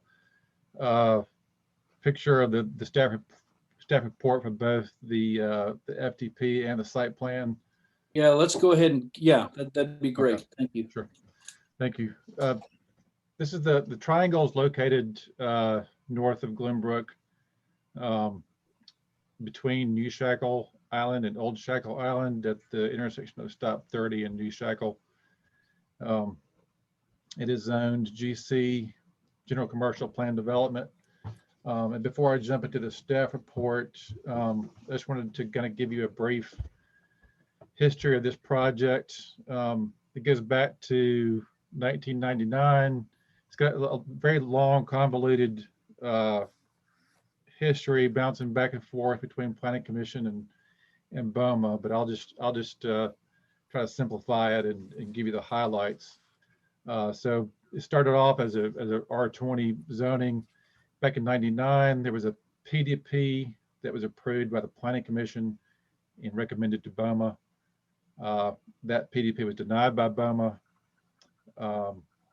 Then in August of 2001, there was a PDP presented to the Planning Commission, which was denied by the Planning Commission.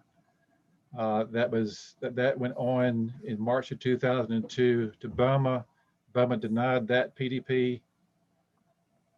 In January of 2003, another PDP was denied by BOMA. That PDP was sort of resurrected and then came back to BOMA. In March of 2003, BOMA passed that PDP, approved it, but then sent it back to the Planning Commission to work out the implementation. And that PDP is pretty much the current PDP, except that in October of 2003, there was an amended PDP. All it did pretty much was it moved the one fuel station they could have from the middle lot, which is now the car wash lot, moved it to the corner lot there at Stop 30 in New Shackle. So then the FTP, the overall FTP was approved in 2007, and then the Exxon fuel station site plan was approved in 2011. So that brings us to tonight. What we have tonight is an application, a proposal to add a car wash use to the FDP for that middle lot on New Shackle Island. So other than adding the car wash use, they have made some minor changes to the layout that keeps the total office square footage the same, but reduces the number of office buildings from 5 to 4, increases the maximum allowable size of 2 of those buildings by about 1,800 square feet. Those changes are minor by the terms of the zoning ordinance, and the Planning Commission can take final action on adding the use tonight. The proposed car wash, as I said, it's proposed on that middle lot on New Shackle. The current plan shows 2 commercial retail buildings there, totaling about 12,000 square feet. the proposed car wash would displace those. The new car wash building is a little under 3,000 square feet in size. The plan also, like I said, it retains the office, the 4 office lots that would sort of buffer this car wash lot from the adjacent residential neighborhood. I would just point out that neighborhood to the west is outside the city limits in the city's planning region. And as y'all are aware, the county took back zoning control of the planning region. So that's now under county control. As to the staff comments attached to the FDP, there are 2. The first one, they have agreed to the planning department comment number 1, car wash have been allowed to use only on the phase 2A lot. They've agreed to that. The second lot, I need to strike that. That's an error on my part. And that's because the currently approved FDP allows restaurant and full service restaurants, quick service restaurant for each of the 2 remaining lots with frontage on New Shackle.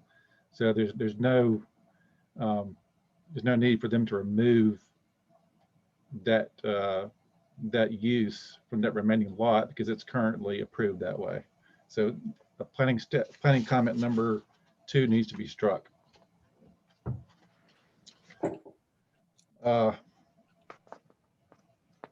Moving on to, also on the FDP, they have disagreed with Public Works comments number 3, 4, 5, and 6. If you would like, I'll run through all the planning stuff first, and we can come back to the Public Works comments that they've disagreed with. Let's go ahead and run through all the stuff, and then we'll have to come back and decide first of all whether we're going to allow as an add-on use. So okay, yeah. So moving on to the site plan level items in the staff report. There, I mentioned a waiver request that had to do with the requirement to break each of the metal support posts for the vacuum canopies. If you look at the image, I think it's on page 5 of your staff report. That's got the red rectangles on there. Yeah, right there, Lauren. So the red rectangles are the canopies that cover the vacuum stations. So the zoning ordinance required canopy supports to be bricked. They had, I think, 27 support posts associated with those canopies. Since that staff report has gone out, the architect has gone back and they are now proposing a different type of canopy right there, which is more of a traditional kind of lean looking canopy with fewer supports that they will be bricking all the way from grade to ceiling. So they no longer need or are requesting a waiver for that. They're in compliance as far as the bricking of those columns. What comment is that? That is comment number number 6. Okay.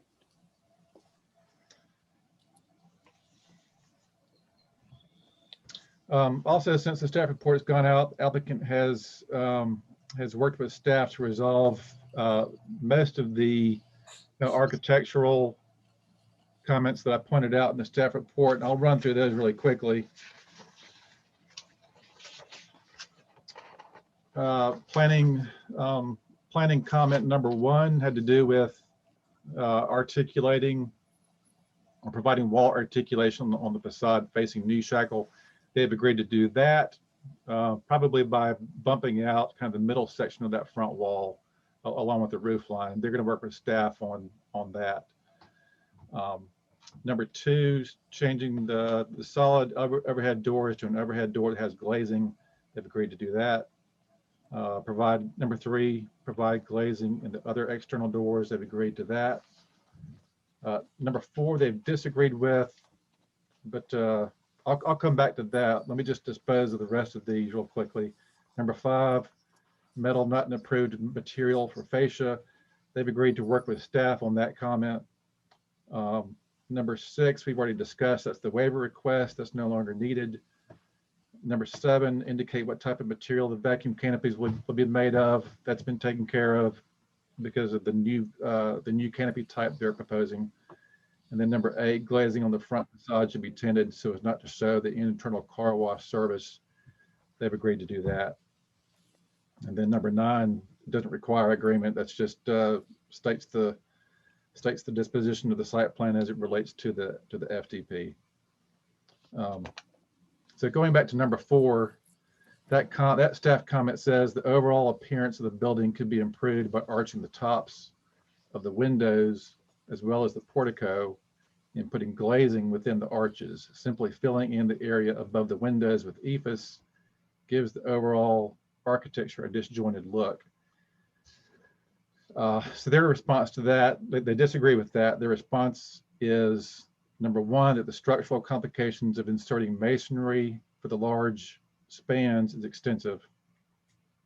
Number 2, the continuation of the ephes bands pulls the entire building together better as is. And your response is to come up with a solution, work with staff to come up with a solution? Yeah, and staff's overall opinion on the building architecture is that while it doesn't look bad, overall it's pretty basic, especially when you compare it to the adjacent Exxon, which is it's 100% brick and stone, and has a lot of brick detailing, and it's a pretty good looking building.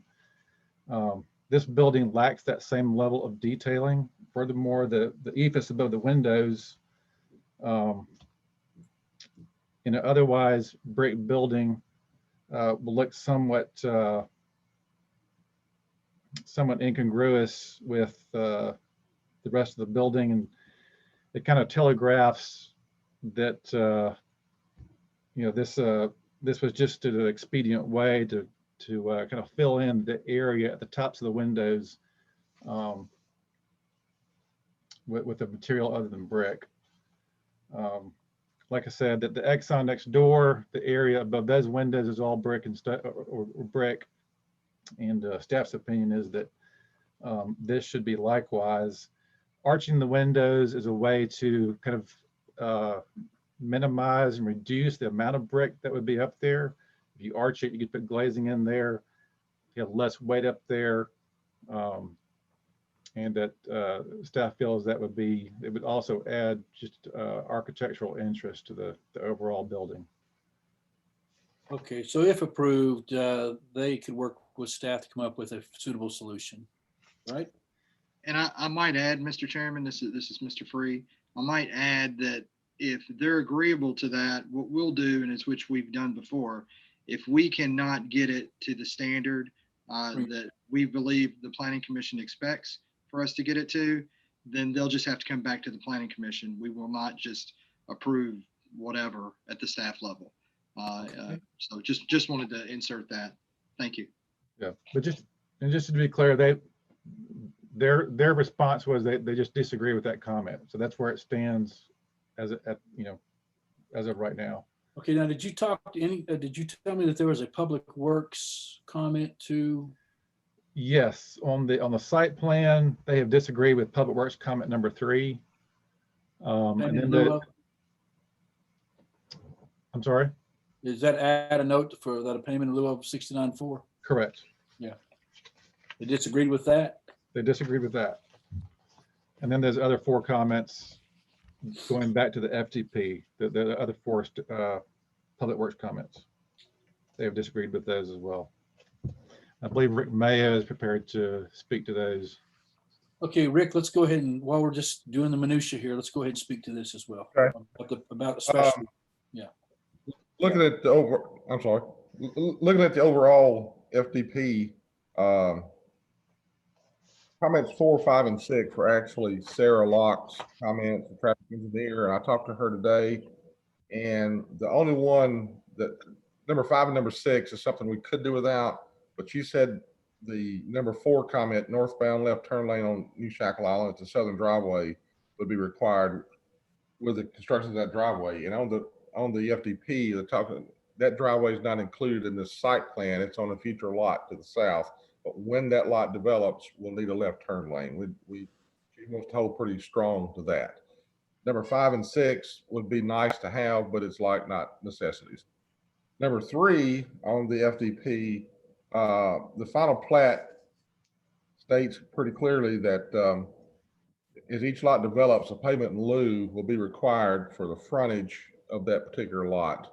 So we want to hold fast to that too for roadway improvements, curb gutter, storm drainage, whatever, for the length of the lot frontage of that. And that's the same comment, in essence, it's on the site plan that they disagreed with for that particular site, not to have to be held to that payment in lieu for that frontage there for roadway improvements, which we feel like is a necessity. Yes, sir. Okay, so Timothy, do you have anything else on this? No, sir, that concludes my staff report. All right, let's do this. I want to, before we talk about, the use itself, because I know everyone is going to weigh on that. I want you to walk us through the functionality of this use. I want you to walk us through the traffic patterns and everything else on how this is going to relate to, especially New Shackle Island Road, that's already very, very widely. It's a nightmare.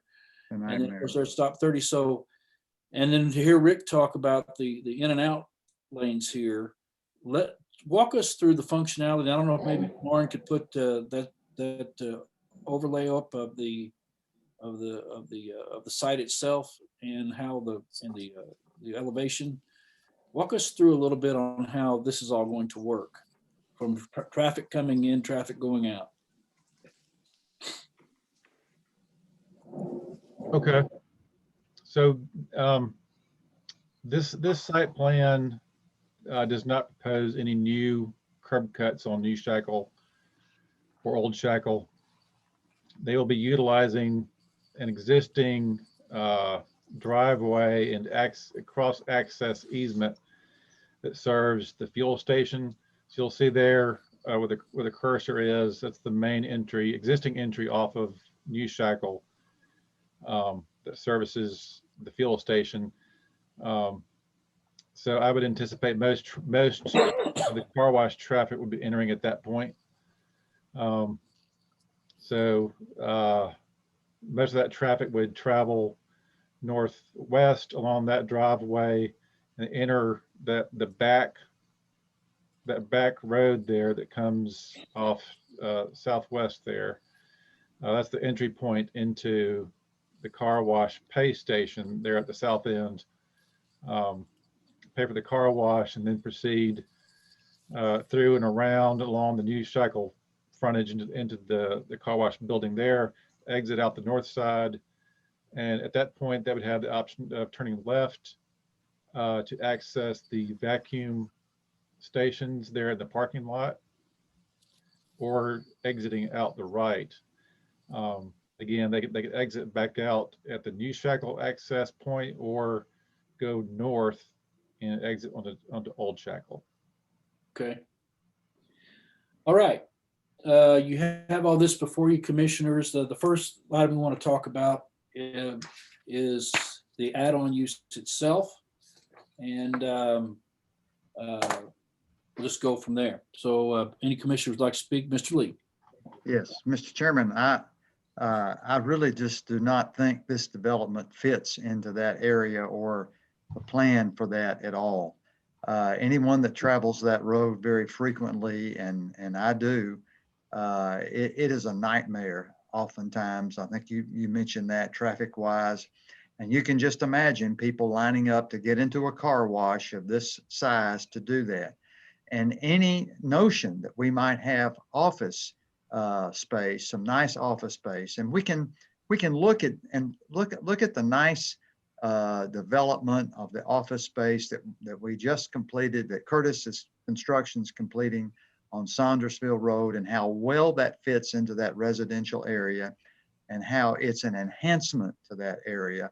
And who is going to want to be behind a car wash or around that? So I just think it's out of place, completely out of place. And I personally am opposed. Thank you.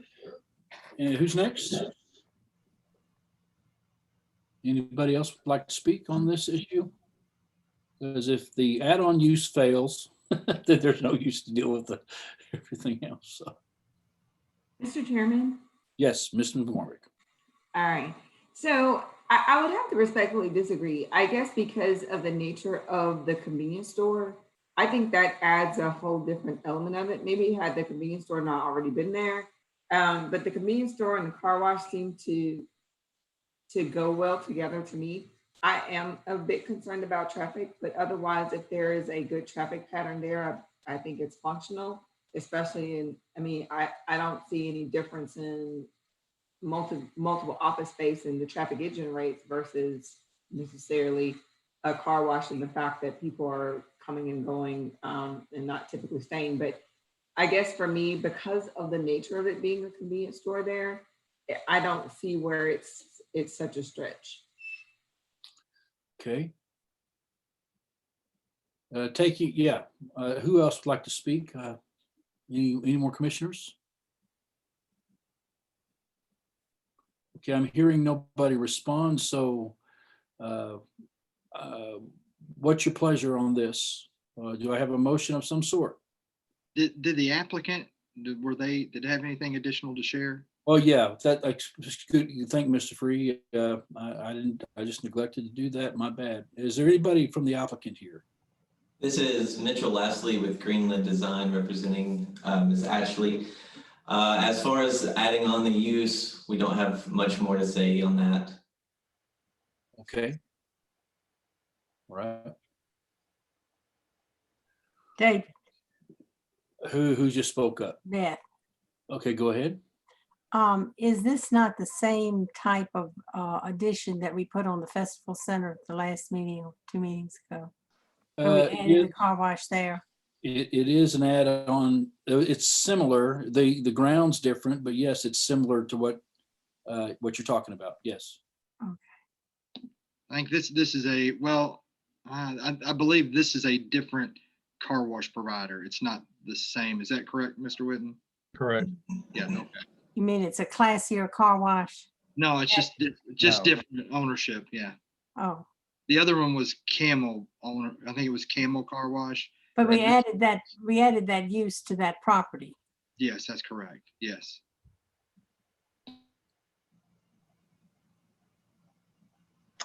Well, Mr. Chairman, just to test the will of the commission, I move that the request be denied. Okay, do we have a second? Second. Second by Mr. Hardwick. Any more discussion? All in favor? Or excuse me, Lauren, call the roll. Altizer, Yes. Brian McCormick, Before I vote, I want to clarify that your phrasing is all in favor of us not approving the project. Is that right? That's it's not. It's exactly right. It's a negative. No, it's a no on the add-on. So no on the add-on use. So a yes means that you're voting that is not an add-on to the use. That's exactly right. That's how I intended the vote. Thank you. Okay, repeat that one more time. I just wanted, there was some feedback issues, so I didn't hear you. Okay, the motion as stated, Ms. McCormick, is that there would be no approval for the added use. So if you vote yes for the motion, we're essentially saying no to the car wash on that particular property. Okay, thank you. My Okay. vote. Oh. Go ahead, Lauren. Mr. Altizer has been called. So. Brian McCormick, No. Hardwick, Yes. Jenkins, Let me do me last, please. Lee, Yes. Longmire, No. Stringfellow, No. Woodcock, No. All right, and Jenkins. No. Okay. So that is 5 no's, so the motion does not pass. Now, no would mean the opposite. It did pass. So the add-on use is approved. Right. Right. Is that? I'll go, the way the motion was phrased was simply that we did not approve or not to approve this as an add-on use. So an I vote on that motion would carry what the motion stipulated. A no vote would stipulate that it did not carry. No. So we had 5 no's and 3 yays, which means that that particular motion was not agreed to, other than on adding about not adding the use. Mr. Lee. Mr. Lee? Yeah, but I still think we will need a motion to approve. The Oh, use. yes. Even though we defeated the motion of that. Yeah, I was getting to that. Because we have, yeah, okay. Okay, so now we've got this motion where it did not, that we could not defeat the use. So now we need a motion to approve the use. I move we approve the use of a car wash as a permitted use to this specific property. Very good. Second. Okay. Second. By Ms. Stringfellow. Stringfellow, uh-huh. All right, more discussion. Let's vote again. Now, yes Yeah, means. a question. Does the motion mean with all comments? Well, we're gonna do that particular vote. Didn't mean to interrupt you. Well, I mean, on the add-on We'll approve use. the site plan. Now, on the add-on use, there are public works issues that we felt like should be added. So, I mean, some we said were essential, some we said were required. They did not want to include 3, 4, 5, or 6. So, I mean, I do think we need to clarify that.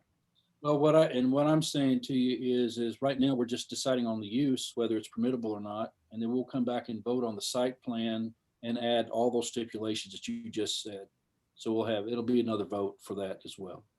And the reason why I'm doing it separately is because the added use actually has to do with land use, and the site plan is the site plan. So there's no reason for us to vote on a site plan if the use is not going to be permitted. Oh, okay. So that's the reason why we're doing this way. I know it sounds crazy, but that's why. But wouldn't the use have to, don't we need the information to know that the use would include these things, Keith? We do that. We do need that, but the way this is we're adding the use, and then we'll approve the site plan to make it all clean to where everything's included in that. But you're assuming we'll approve the site plan. If If we approve the use, and we still may have these public works issues out there loose somewhere. Yeah, could be. But, yeah. Keith, can you help us on that? Yeah, I think you could do it either way. I think I know what you're talking about, Dr. Lee, is you're saying approve it or make a motion to approve with staff comments, and then do the same thing with the site. If it passes, then do the same. I think that would be appropriate, is to approve it with those staff comments on the add use, and then approve it with all staff comments on the site plan at the separate. That's reasonable. I think that would be good. I know what you're saying, Dr. Lee, is that it could get approved, and then that comments 3, 4, 5, and 6 from Public Works kind of slides under the radar. Well, I have a notion it would, but we'll see. I have a notion we'd make sure. We'd take care of it. But I would add it with staff Who comments. made the original motion to approve? I did. You want to amend that with all staff comments? Well, ultimately, yes. Okay. All right. So that motion's been amended. It's been properly seconded. Any more discussion? Lauren, call the roll. Altizer, No. Bryant McCormick, Yes. Hardwick, No. Lee, No. Longmire, Yes. Stringfellow, Yes. Woodcock, No. and Jenkins. Yes. All right, so I have 4 no's and 5 yeses. Or I'm sorry, 4 no's and 4 yeses, so it fails. Fails. Okay. There you go.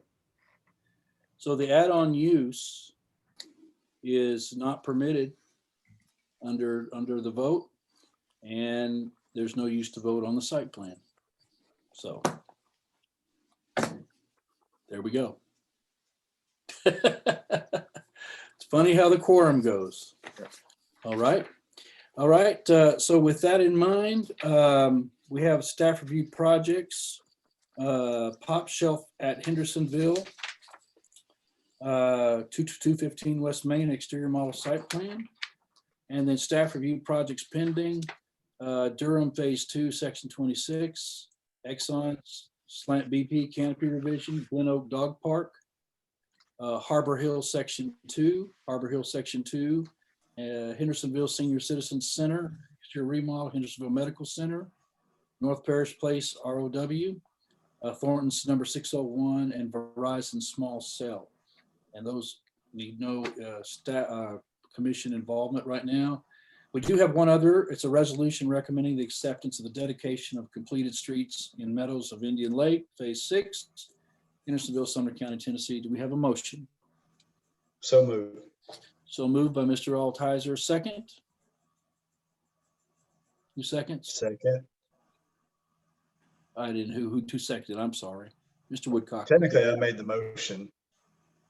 Okay, I'm sorry. It's hard for me to see. Who made the motion?